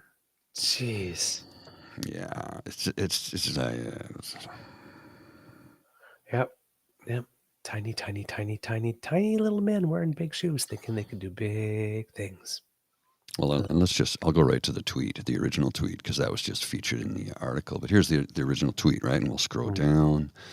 He's not followed by anyone you're following. You are blocked from following and viewing his posts. And if we scroll down, what? Parker never stood up for a fight. He relied on others to fight his battles. As I am sure you would know better than I would. The guy is on another planet. Sorry, but my opinion. In the words of Tina Turner, we don't need another hero. Parker is not the hero he believes he is. He's too busy rubbing shoulders with elites just so he can tell them how stupid they are while he takes their money for his own monetary gain. I said a while ago, he's going to push the wrong person and he's going to pay a very high price. And that day, it's nigh. It's like it's here, man. He's about to find out. He FA'd. He's FO'd. Now he's FA. Mm-hmm. No, he FA'd. Now he's FO. I got to get it right. F around. Find out. I've Kit the anti-corporatist. Y'all don't have as much of a problem with money in politics up in Canada as we do here down here. No, we do not. We do not. Thankfully. Yeah. That Citizens United decision, United States. To our American fans who are watching. Yeah, that was not a good one. No, unfortunately, we don't have that. No, we have something from our conservatives. We have something worse. Oh, worse. Okay. Yes, this is disturbing to me. This morning, I joined my caucus colleagues to meet with the Christian Labour Association of Canada.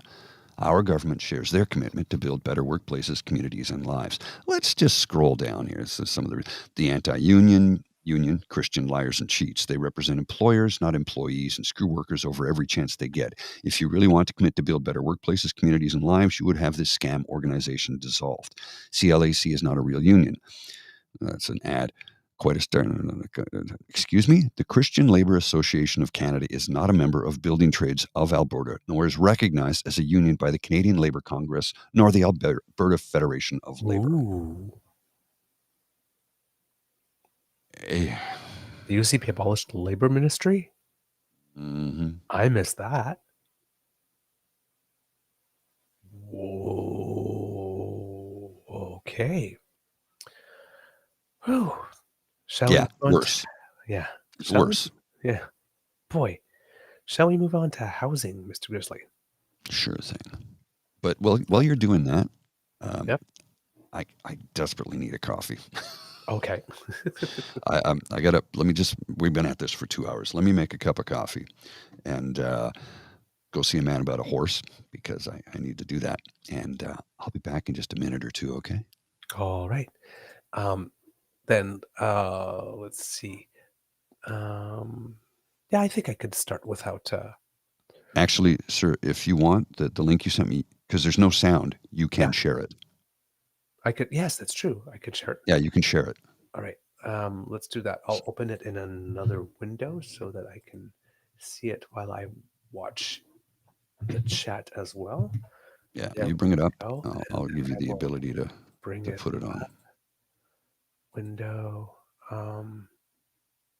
Is it this the one? The link you sent me to the thread reader app. That Yeah, one. yeah. I Yeah. just can't. Where's the? Okay, there's the thread reader up one. Okay, there we go. All right. Let me just boom, and you'll want to blow it up like a Yeah. lot. Okay. I'll be back in a few minutes. Blow it up.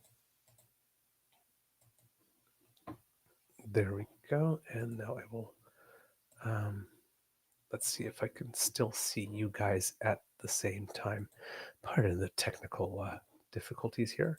Doom doom doom doom doom doom doom doom doom doom doom doom doom doom doom doom doom doom doom.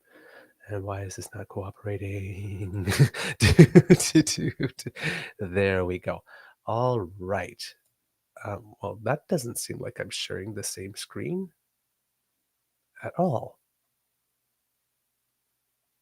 That is very weird.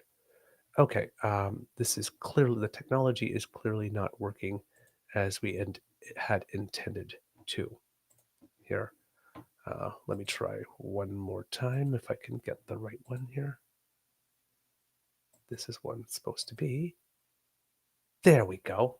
Do you guys, no, I guess you guys don't see it now because Mr. Grizzly's gone. All right, don't worry. He'll be back and we'll put it up. Okay, so somebody, my nose begins, had tweeted something and about housing, and I don't, for some reason the thread reader app didn't keep the original tweet to which I was responding, and I will look for that when Mr. Grizzly comes up. But it basically starts with respectfully, nope, try again. You do not know how it works, and you do not know how we got here. It's important to know your history on housing, but I like to help. And I gave as a source the WellesleyInstitute.com, which is a group, an institute that works in research and policy to improve health and health equity through the Greater Toronto Area through action on the social determinants of health. They, in an article that they published some time ago, stated, the Conservative government of Brian Mulroney, elected in 1984, slashed national affordable housing spending, cutting almost $2 billion in housing dollars during its 10 years in office. In 1993, the Conservative government, then under Prime Minister Kim Campbell, delivered the final blow by cancelling all new funding for affordable housing. To be blunt, they pretty much stripped the cupboard bare, leaving only funding for projects that had already been built. So we're talking since 1984 now. We're talking about nearly 40 years ago. The abandonment of housing by the federal government started. So when you have the Conservatives saying after 8 years of Trudeau, or 8 years ago, it wasn't like this, it is such a lie. It is such a lie. And if you've been around, for all this time, you might remember the Mulroney days, but if you weren't, if you're in that generation that came around after Mulroney, you have never known a Canada that did have a national housing strategy up until a couple of years ago. So for that whole 30 to 35 years of voters, it's easy for them to buy PeePee shtick because they have no idea what happened before whatsoever. And it's certainly not the conservatives that were going to tell them. Right?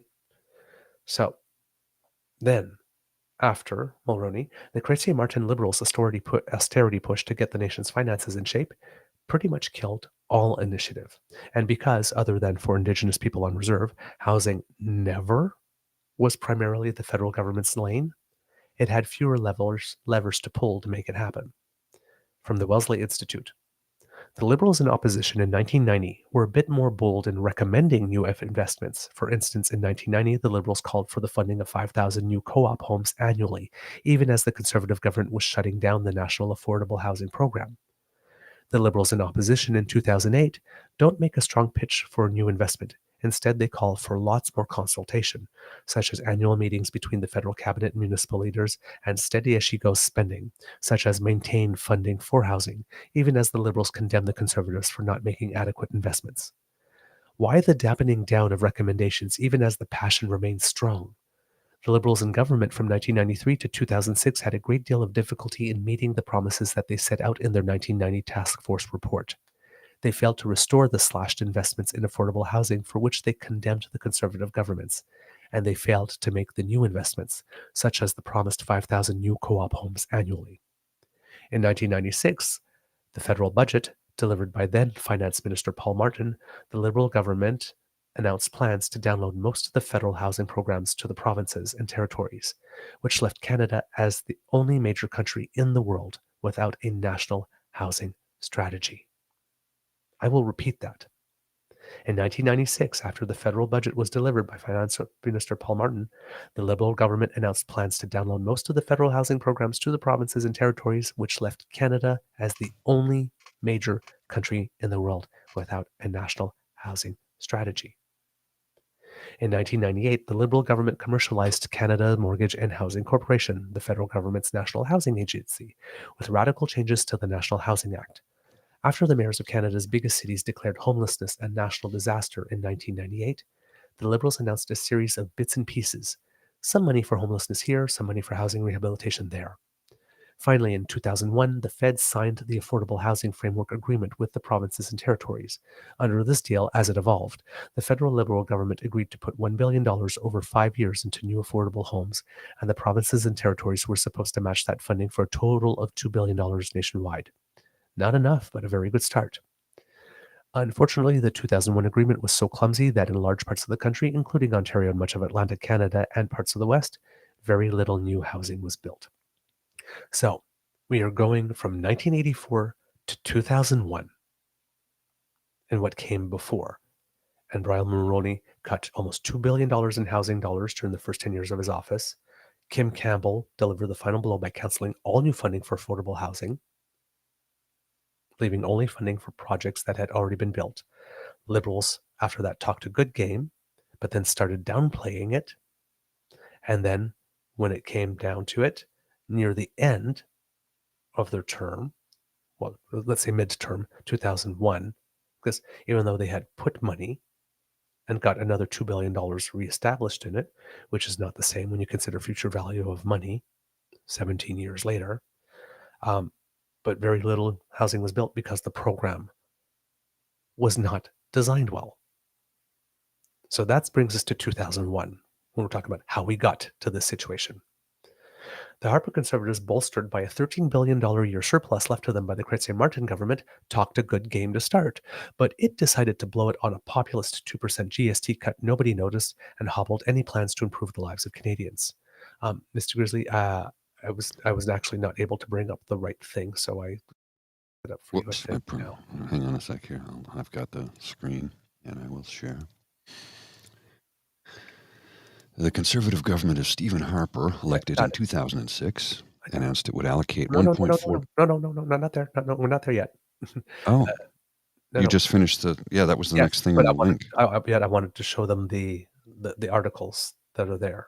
Oh, hang on. You know, the two visuals. So let's see if I can blow this up more. No, higher. Yeah, there we go. So the one you can't see is small, but that's okay. I will read it for you over here. Hold on. Jeez, I'm having trouble with this. The Conservative government of Stephen Harper, elected in 2006, announced that it would allocate $1.4 billion in affordable housing dollars authorized by Parliament in 2005. A good move by the government, but a bit of a surprise since the Conservatives in opposition at the time had voted in 2005 against the housing spending. Late in 2006, the Conservatives announced that they would extend but not expand federal homelessness and housing repair programs for the 2 years. All 3 pots of money are due to expire this year. At the time the Wellesley Institute wrote that year was 2008. So if the Conservatives don't renew, extend, and enhance the 3 programs, then hundreds of street-level services for homeless people in 61 communities across Canada will skid to a halt. Much-needed transitional and affordable housing won't get built, and rundown housing won't be restored. And that's precisely what the Conservatives did. Conversely, that 2% cut to the GST that removed $13 billion from our finances with which we could have used to fund housing, according to the Globe and Mail in 2013. So, I mean, Harper came into power in 2006, I believe. So 7 years later, Canada lost when Ottawa cut the GST. It is a decision that still casts a long shadow over Ottawa's books. Cutting the goods and services tax by 2 percentage points starting in 2006 makes almost everything the government has done since seem well like small potatoes. That includes the entirety of the last week's 433-page budget. Every percentage point of GST is now worth just shy of $7 billion a year, according to a recent calculation by the Parliamentary Budget Officer.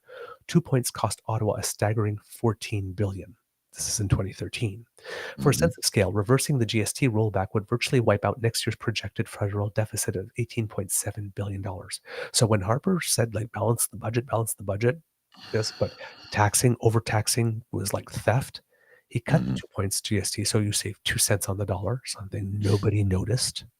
Even if you were buying a $150,000 house at a time, I think it saved you like $3,000 or something, or $6,000. It was not a lot. It's not a lot. And started accumulating deficits again, adding to the national debt that he could have avoided had he just maintained the thing in place. Where's the fiscal responsibility from the Conservative Party that, we were told that they're supposed to be so good at? Indeed, the sum dwarfs all the signature items trumpeted in Finance Minister Jim Flaherty's latest budget, again, the 2013 budget. Think of the $5 billion a year that's being invested in Canada's crumbling urban infrastructure, the $500 million a year cost of Ottawa's vaunted jobs grant program, or the $140 million a year for extending the tax break for embattled manufacturers who invest in machinery and equipment. Needless to say, not having $14 billion also delays what the Conservatives now insist is job one, erasing the deficit by 2015. So they tell you they want to erase the deficit, and they tell you, but then they cut their ability to do that by reducing the amount of income that they bring in. You can't keep cutting taxes and still expect the economy is going to grow. At some point, there's going to be a law of diminishing returns where you can't afford to do the things you must do because you're not taking in enough money. In 2009, after the 2008 crash hit, the Harper government announced $7.8 billion for housing, but gave 271% more to homeowners in the middle and upper income brackets, of course, than to the poors. By 2011, it just said screw the poors and slashed funding by greater than 90%, and that's the thing I mentioned when we talked about it the previous time. So when I talked about it the previous time, this is where I came in. I didn't know all the stuff that happened before that. So all the stuff I gave you, just up until this point, is new stuff that I didn't know of before, that it goes that far back. The Wellesley Institute filed a 5-page document with the Universal Periodic Review citing a litany of Canadian cutbacks to housing programs. It states that in 2009, the federal government announced $2.1 billion in new funding for affordable housing over a 2-year period, plus another $5.7 billion for homeowners in the middle and upper income brackets. That's the 271% more. We're giving you $7.8 billion, but we're going to direct $5.7 billion to homeowners in the middle and upper income brackets, and $2.1 billion for new funding for affordable housing. By 2011, so they didn't direct the money to where the need was. By 2011, these short-term measures were terminated, and there was a 39% reduction in affordable housing funding compared with the previous year. Since most federal dollars were matched by provinces, territories, municipalities, nonprofit, and private housing organizations, the combined loss added up to more than $3.5 billion in 1 year, as declared by the Wellesley Institute. So this is a follow-up from the previous article that they wrote. Included in the federal cuts were 97% cut in affordable housing initiative for new affordable homes, 97, from $452 million to $16 million. 94% cut in National Low-Income Housing Repair Program from $674 to $37 million. So basically, whatever low-income housing did exist, they were now officially declaring themselves slumlords because they're not going to repair them. And a 27% cut in on-reserve Aboriginal housing from 215, which is not a lot to start with, to 156 million. And a 5% cut in assisted housing from 1.7 to 1.6 billion. In fact, the abandonment was so stark and shocking, the UN Human Rights Council felt it had to look into it. If you want to know more about the Harper government's legacy on housing, required reading is that article from the Georgia Strait that I've given to you before, but I will again include as a link here, and I'll give it to Mr. Grizzly to put up for you in the chat. That way you can take a look at it.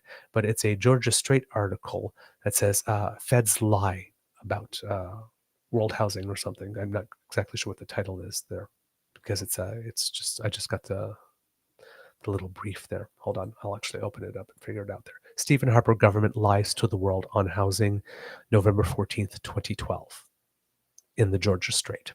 For people listening at home, if you want to go look that up for yourselves. The federal government will have to answer to the United Nations Human Rights Council in Geneva for its failure to keep its promises to the international community around housing. Michael Shapcott, Director of Affordable Housing and Social Innovation at the Toronto-based Wellesley Institute, told the Georgia Strait by phone that in 2009, Canada made several pledges to the Universal Periodic Review process. That's the thing I mentioned a couple of minutes ago. The context for the very unevenly divided $7.8 billion announced in 2011. So, yes, we're making the pledge to the Universal Periodic Review process. We're putting $7.8 billion, but we're directing 271% more to people who already don't need it. This was created by the UN in 2006 to hold countries accountable for their human rights records by forcing them to answer to questions from other countries. Yeah. Now, despite being called out in the 2009 by the UN, more cuts came, including the elimination of the Affordable Housing Initiative. That is the massive mess the three previous governments left for the current one. In addition, the Institute, this is again from the Wellesley Institute, in addition, the Institute revealed that a federal crown corporation, the Canada Mortgage and Housing Corporation, will cut the number of households receiving assistance under federal programs by almost 100,000, or 16% between 2008 and 2016. And CMHC's expenditures on the Affordable Housing Initiative will fall from $582 million to zero between 2010 and 2015. So after the cuts from Mulroney and after the promised new money, and then that from the Liberals that didn't really happen because the program was poorly built, and then some announcements of money for 2 years by the Conservatives under Harper that they then pulled and then so they put some money, they pulled, then they put another $7.8 billion, but directed most of it to people who didn't need it. And then they had the CMHC, when they were given with the left, pull with the right the money for the Affordable Housing Initiative, to zero by 2015. In 1992, the year before Ottawa canceled funding for new affordable housing, various levels of government contributed 0.5% of the gross domestic product to housing, according to the Institute. Since then, there has been a massive erosion in public housing spending and legislated housing protection. Quote, 15 years later, Canada's GDP had doubled, but housing spending had shrunk to 0.29% of GDP. So it basically stayed constant in real numbers, but shrunk as percentage of GDP. If they had just maintained percentage of GDP 15 years later, the housing spending would also have doubled. Shapcott said that the international community doesn't expect Canada to solve the housing problems of every citizen, but that it does expect things to improve. In 2009, the then UN Special Rapporteur on Housing, Milun Kotari, reported that Canada was violating this notion of realizing progressive gains and that things were in fact getting worse. According to Shapcott, representatives of other countries have told him they're shocked, quote, that Canada appears to be falling behind. They also can't understand why Canada, unlike other industrialized countries such as the United States and Great Britain, has no national housing strategy in place to address this. On November 22nd, 2017, Prime Minister Trudeau unveiled a national housing strategy. So, when the Conservatives are saying that Liberals did nothing, all of that mess from 1984 to 2017 is all the mess that they had to clean up. Quote, one of the key things we want to say is not only is Canada failing to meet its obligations, but it's also failing to meet its commitment it made the last time around 2009 when it was under the Universal Periodic Review. Yeah, I guess so. When you direct 271% of the money to people who don't need it. Yeah. You think the UN, who sent a special rapporteur to actually investigate this, would probably have a problem with that. Now, the point of view of the person that said the federal government needed to be pushed and it had to be pressured into doing it. Right? When you were saying yesterday, it's like, well, the federal government took too long and didn't do it. No, it did need to be pushed and pressured, and it certainly wasn't the Conservatives who did it. Again, nope. Nearly 6 years ago, to the day, the current Prime Minister unveiled the first national housing strategy in decades. I have a link to it there. Between 2015 and 2021, the current Prime Minister unveiled all of these measures. This was in their Liberal platform of 2021 for the 2021 election. They gave an accounting of what they had done so far. First, created Canada's National Housing Strategy, an ambitious 10-year plan to invest over $72 billion in 10 years. It's a lot of money. To build supply, making housing affordable and address chronic homelessness. Introduced legislation recognizing the right of Canadians to access adequate housing. Not the right to housing for everyone, but at least the right of Canadians to access adequate housing. In law, enshrined in law, helped more than 2 million Canadians find places to call home through new builds, repairs, renovations, and rental subsidies. Signed a Canada Housing Benefit Agreement with every province and territory, totaling $4 billion in cost-matched funding and helping over 300,000 Canadians pay rent. Introduced the first-time home buyers incentive to help eligible first-time home buyers finance a portion of their home purchase through a shared equity mortgage with Canada Mortgage and Housing Corporation. They also announced Canada's first national tax on vacant property owned by non-resident non-Canadians, which went into effect January 1st, 2022. They tripled the federal government's investment in homelessness prevention and reduction. They committed over $1.7 billion for distinctions-based housing strategies for First Nations, Inuit, and Métis communities. And they launched the Rapid Housing Initiative, investing $2.5 billion to create at least 9,200 new units of affordable housing across Canada. So when the Conservatives say they've done nothing, that's a lie. They had been very busy. And that's with having very few levers to pull, because it is not primarily a federal responsibility, and there's nothing in legislation that allows them. But these are the things that they were able to do. They found every single thing that they could do, and they were doing it. Then, because they were talking about the Housing Accelerator Fund, and they said, well, they took too long to do that. The Prime Minister and everybody else made it very clear at the time that they had changed lanes at the time because interest rates were so low that it was better to do another thing rather than the original thing. In 2017, the CMHC Rental Construction Financing Initiative, the RCFI, was launched to provide low-cost funding during the most risky phases of product development of standard rental apartment projects, construction through stabilized operations. So, this is from this program here. This is on their website. The interest rates for loans that have been funded under the RCFI program have ranged between 1% and 3% depending on the interest rate environment and on the project-specific characteristics. That's between 1% and 3% lower than alternative financing. Developers say that that's the cheapest rates around, said McCaster. Everyone is impressed with the rates. And this is from a website called Canada.ConstructConnect. So this is the actual construction industry commenting on the RCFI. So why everybody's going like, why didn't you do the housing accelerator program there?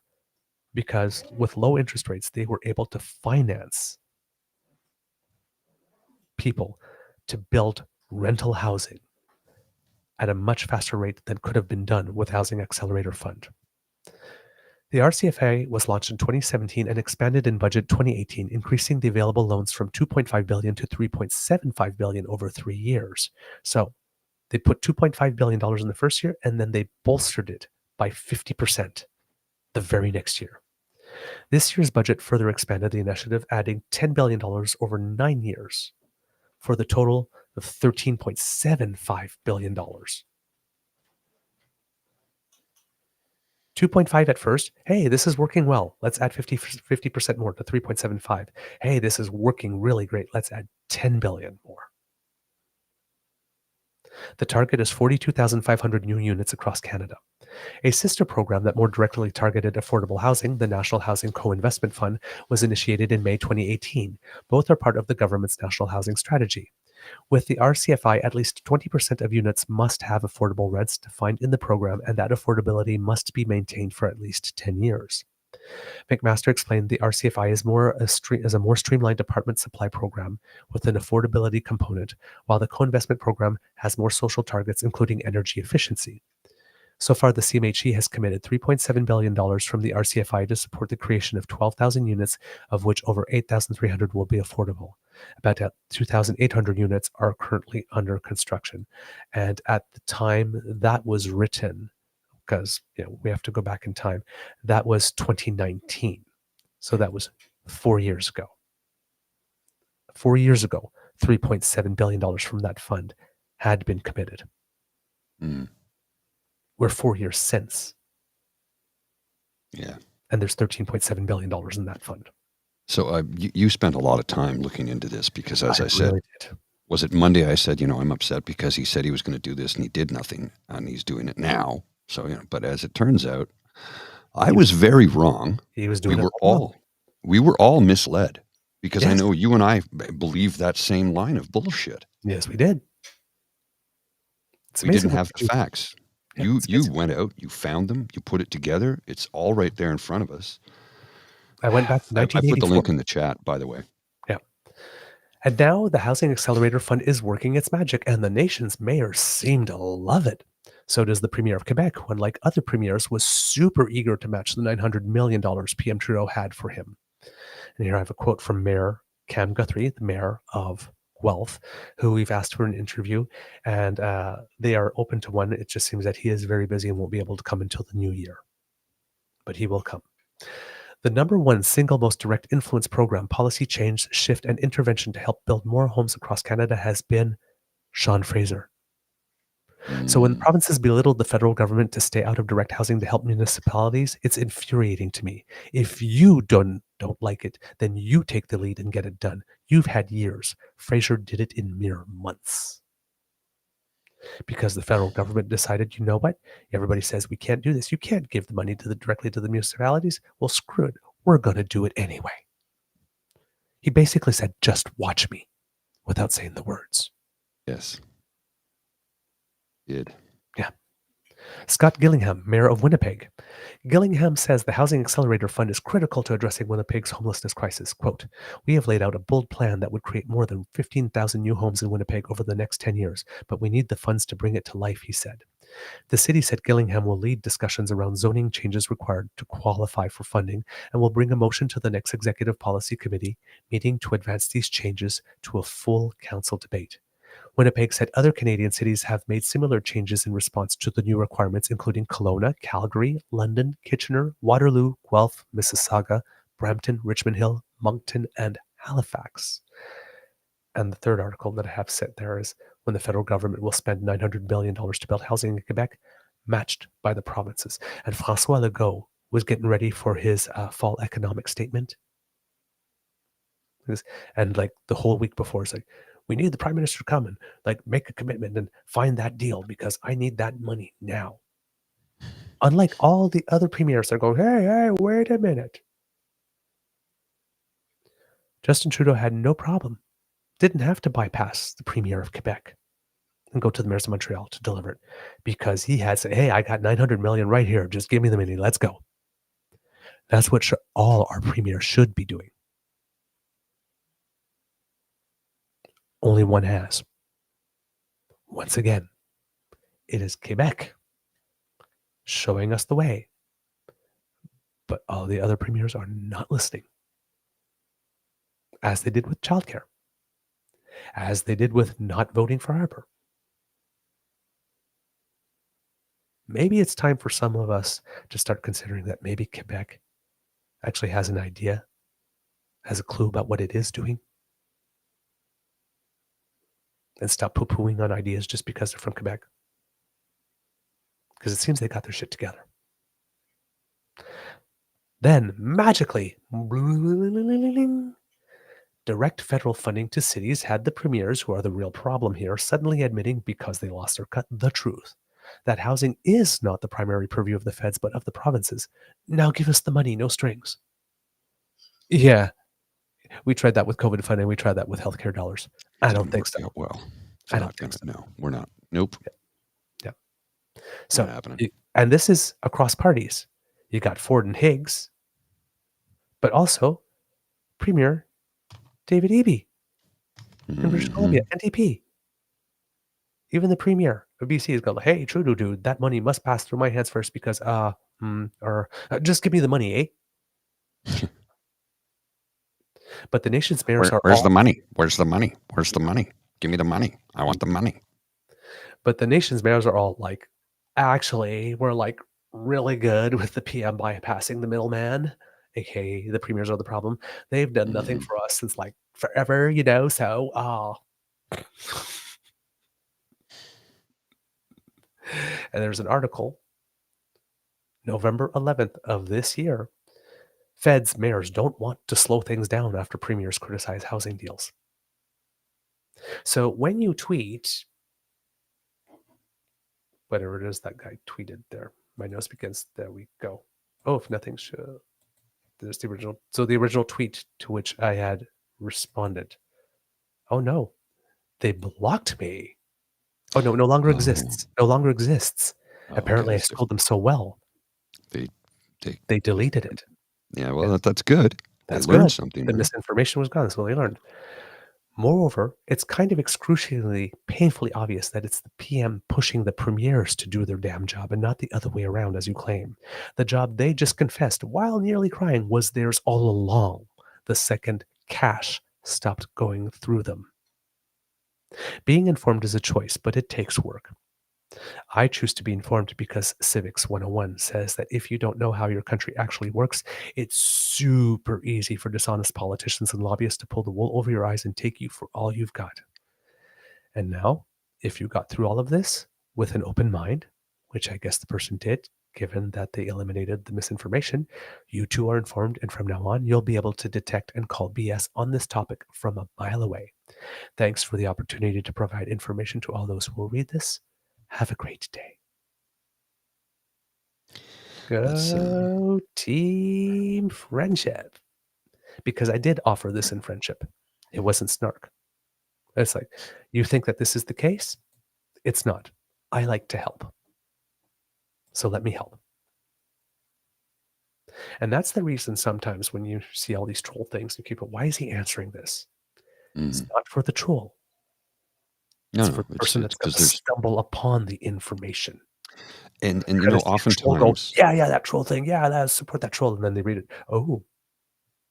Well, and oftentimes you can have a reasonable exchange of ideas on Twitter because there are some reasonable people. There's a lot of bots. There's a lot of trolls. There's a lot of people who just, men who want to watch the world burn. There's lots of that.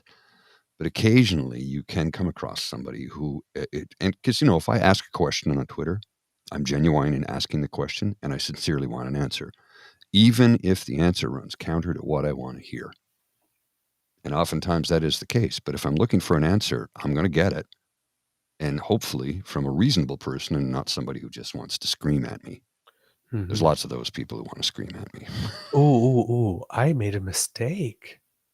Oh, no. It's not a person that thought I was right and removed it. This post is from an account that no longer exists. Oh. That is a different thing. So it was a troll account. Yeah. And I guess someone reported it. And Or it was deleted and eliminated. Or this was it existed just for that purpose. And they didn't like the fact that it was so thorough, so they didn't want it to exist anymore in the ether. So they eliminated their account. That sometimes does happen. If they create an account for something and you put too much truth, they'll delete the account to reduce people's access to it, which is why I always thread reader app. Just put the link and good to go. Yep, there you go. So, kids, a lot of content today. A lot. I have more stuff, but we don't have time to go over it. It's a plethora. We have a plethora. I like the word plethora. Yes, I like to say the word plethora. Yes. So we had Skippy's disastrous press conference. We had a blonde white Karen go, "Who? Me? Racist? Just because I can't keep track of every non-federally elected official throughout the entire country. How could I possibly know that nobody else said something about Israel and Palestine who wasn't elected federally? I'm just a blonde lawyer." And the history of housing. My throat is dry. Coffee is hot. Because my cup's been empty for a while. Skippy emptied it with the drinking game. Well, it has been common sense. I need common sense. So, yes, we had a lot of common sense for here as the Beaver lads. And if you liked it, please fill our cups with more through our Eager Beaver Hydration Fund so we can keep bringing you more common sense. Yeah, every time you hear Skippy say common sense, take a shot. Of alcohol. Yes. Take a shot of alcohol. Not any other kinds of shots. Or maybe don't take COVID, 7 shots flu. of XBB shots, but don't actually take a shot or a shot. No. Shot of alcohol. We're non-violent here. Shot of whiskey. Although I'm a whiskey sipper, not a shooter. So how about what's the German one? Jager. Jägermeister. Jägermeister? Yeah. Yeah, I'm allergic to that. That's epicac to me. I have a shot of that stuff and everything comes back up within a minute. And I've done it, like, no alcohol, had a meal, about 2 hours later, let's do a shot of Jaeger. I'm like, come on, fine. Oh. We'll play the prove it game. I go, it's going to make me sick. No, it won't. 20 minutes later, in the club, running. Oh. They're like, I'm so sorry, dude. When I say I'm allergic to something, I'm speaking from a place of experience. So, just have a listen. I like Cantilla to have every time Skippy says common sense, donate $1 to the Eager Beaver Fund. Get saucy. Every time he says it, I'll take a toke. Oh, woman, you're going to be blitzed. Talk about building up a tolerance. Yee! I am kind of allergic to everything. It's pretty bad. Oh, man. Yeah, I don't know how this guy stays alive, actually. It's like he's got so few things he could put in his body. All right, kids. Whew. Well, I think we have a show, right, Mr. Grizzly? Yes, we do indeed. Yeah. All right. Already am blitzed. Yeah. That was beautiful. Okay, kids, we hope that you enjoyed this episode of the Daily Beaver Morning Show because we enjoyed making this for you.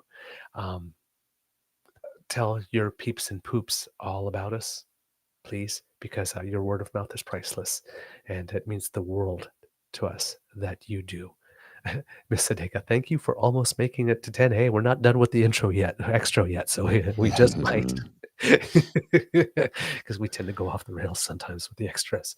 A little bit. All right, so please tell your peeps and poops all about us. If you would like to write to us, our email address is truenortheagerbeaver@gmail.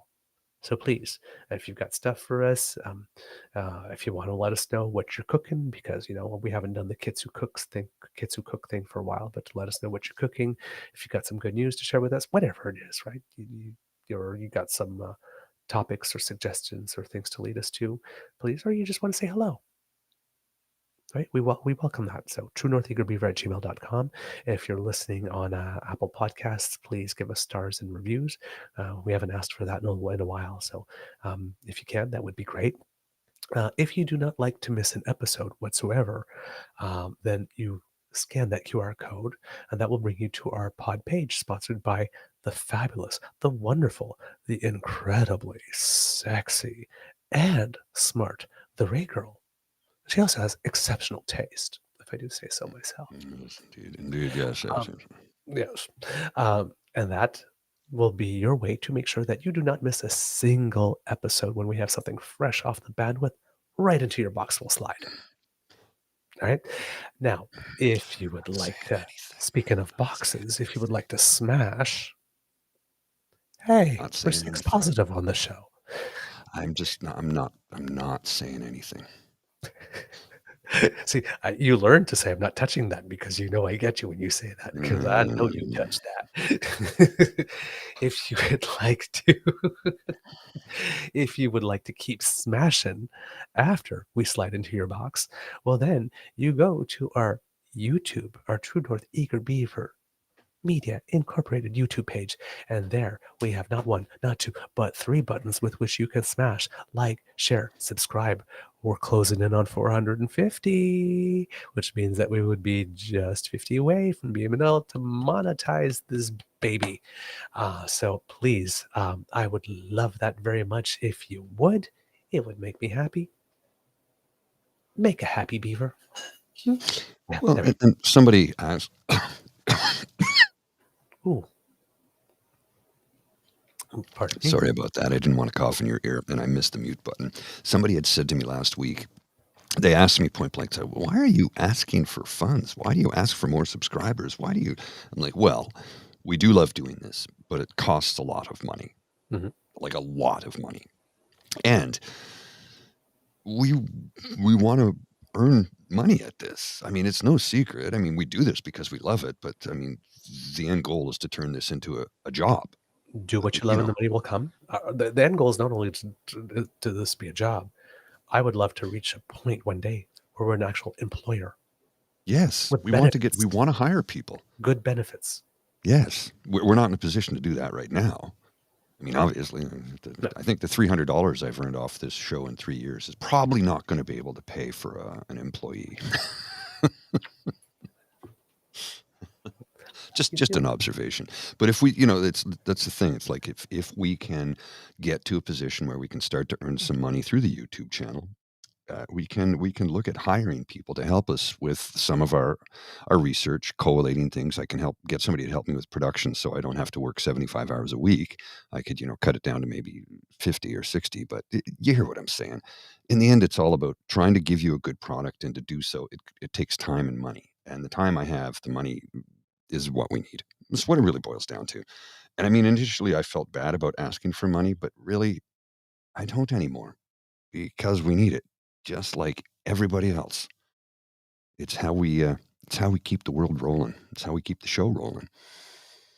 It costs money to do this. It's as simple as that.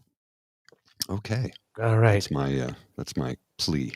Yeah. Oh, my beaver sweetie just let me know that something happened that is really not cool at work. He stayed up late preparing something that he was told needed to be prepared, while other people were preparing something else that was going to be used instead. And he just did all that work for nothing and stayed up very late and sacrificed things he had to do this morning. People, man, let the left hand know what the right hand's doing. Come on. I love you, sweetie. I'm so sorry. The kids are sometimes these things happen, unfortunately. Yeah. Oh, lots of we love you, Alex, and bye, Alex. Have a wonderful day. They love you. Well, what's not to love? What's not to love? Actually, yesterday my Beaver sweetie took me out for our anniversary dinner because I took him out on the closer to the day. But yesterday was mine. I made like Beyonce, and I asked him to take me to Red Lobster. Red Lobster. All you can eat shrimp, baby. I'm sure. if Never you- going to set foot in one. Yeah, seafood. Yeah, another thing. Can we bring back the Ponderosa? I like the Ponderosa. I missed that. That was really good. The all-you-can-eat salad bar. Yeah. With extra large sneeze guard, please. Yes. And if you would, so as Mr. Grizzly was saying, for the coffee, I don't know if you gave the link and all of that. Yeah, it was all there. Coffee page and all that. So again, and thank you very much to Kit Melanie, Alberta friend, a new donor for us. And Melanie stated, "Thank you so much for your wise insight, clear, truthful, and discerning commentary on all things Canadian/world events affecting all of us. Keep up the good work of giving voice to those of us who may not be able to articulate our thoughts in such a concise manner. Cheers." Cool. That is a beautiful compliment.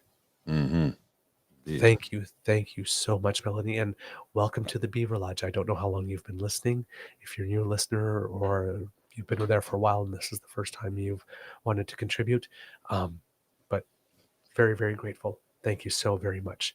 And Kits and Cubs, if you'd like to do like Melanie, like I said, Mr. Grizzly taught you how, so we would appreciate that very much. Because democracy is something that you do, get your XBB shots. Please keep our hospitals unclogged. Your flu shots, your pneumococcal shots, your RSV shots, especially if you're over 65. Very, very, very important. And write those letters. All right. And if you live in Ontario and you have registered to vote in the Ontario Liberal leadership race, the votes are this weekend. So don't forget to go. All right. From the Beaver Lodge, this is your eager beaver saying, it could be a tough world out there. So please be kind to and gentle with yourself. And right there, Thank God I'm fabulous. say that to yourself. Because you are, number one, you tune into this show. So obviously you are fabulous. I mean, I may be wholly biased here, but you are fabulous. But yeah, be fabulous. Do something fabulous for yourself. All right? And remember what Stuart Smalley would say, I'm good enough, I'm smart enough, and gosh darn it, people like me. They do, Mr. Grizzly. They really do. And they want your wisdom. So please lay it on them. Oh, wisdom for the day. Well, some days, like yesterday, you can let the rage farming get to you. And I did for a few minutes, but I decided to take a pause and walk away and have a breather, get a cup of coffee, talk to some colleagues, go back to my desk, do some more work while the thing was playing in the background. And what I'm getting down to is, and I've been saying this a lot lately, and I think it's because I've been practicing a lot lately, and it's making a difference in my life. And again, as I've said time and time again, November is the bleakest month of the year. It's the worst. October's terrible, but it's bookended by Thanksgiving in Canada and Halloween. I wanted to say Easter for some reason. Halloween. So you've got something to look forward to at the start and the end of October. November, we start with basically Remembrance Day, which is not a joyful occasion. A lot of tears are shed on that day. A lot of feelings and emotions are felt. And then the rest of the month, it's dark and dreary and cold, and it gets dark at 4:30, and it's just a miserable time of the year. And then when you have terrible things happening in the world, and you have a shit-given cockwomble that is the leader of the official opposition, spreading misinformation in the House of Commons and then acting like he's done nothing wrong, well, that can, kind of piss you off a little bit, just a tiny little bit. So don't let it get to you. Take a breather, take a few minutes for yourself, do what you need to do to get through it. And when you need to go back to it, go back to it. But take some time for yourself, especially at this strange and bizarre time of the year. And to our American friends, happy Thanksgiving. I hope everybody had. I know yesterday is today a holiday as well? It is a 2-day because Thanksgiving was yesterday. Yeah, I don't know if the Friday is a statutory or not. I mean, I hope it would be, because why make people come in on Friday? Yeah. It's like Thursdays. So, and you've eaten a giant feast and probably had a couple of cocktails. Maybe not. I don't know. But Friday would be a good day to rest, or go to a shopping center to make a purchase. Anyway, take some time for yourself, and to our American friends, happy Thanksgiving. I hope you have a wonderful weekend, and we'll see you soon. All right. Okay, take care.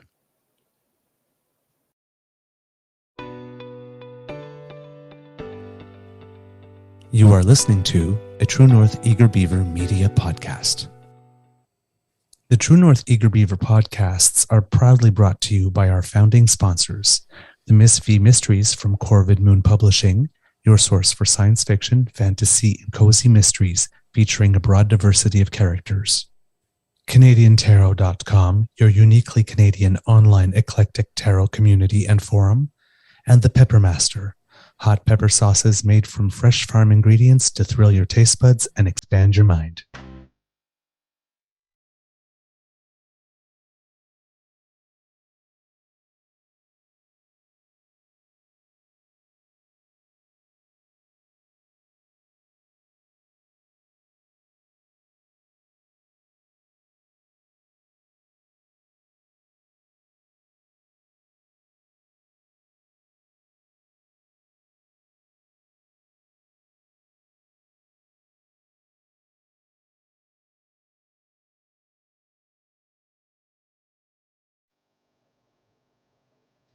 Well, I have something to show you, sir, that I think you're going to like.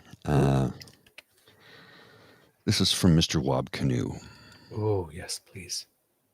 Our government's first piece of legislation will honor Louis Riel for what he has always been, the first premier of Manitoba. Yeah. And so I want to send a clear message to everyone that this is certainly a proud day for the Red River Métis and for Métis citizens. But today is meant to be a day of pride for all of us as Manitobans, because this is about acknowledging our true history as one people, as one province, with a shared heritage and one common destiny moving forward into the future. Oh, yes. I knew you'd like that. Absolutely, yes. Hello, Kid Foxy Dragon. Nice to see you coming in. And big congratulations to our para-athletes who so far have 29 medals at the Para-Pan Ams, including 5 gold. So go Team Canada. Have a beeferific weekend. We'll see you on Monday. All right. Take care. See ya.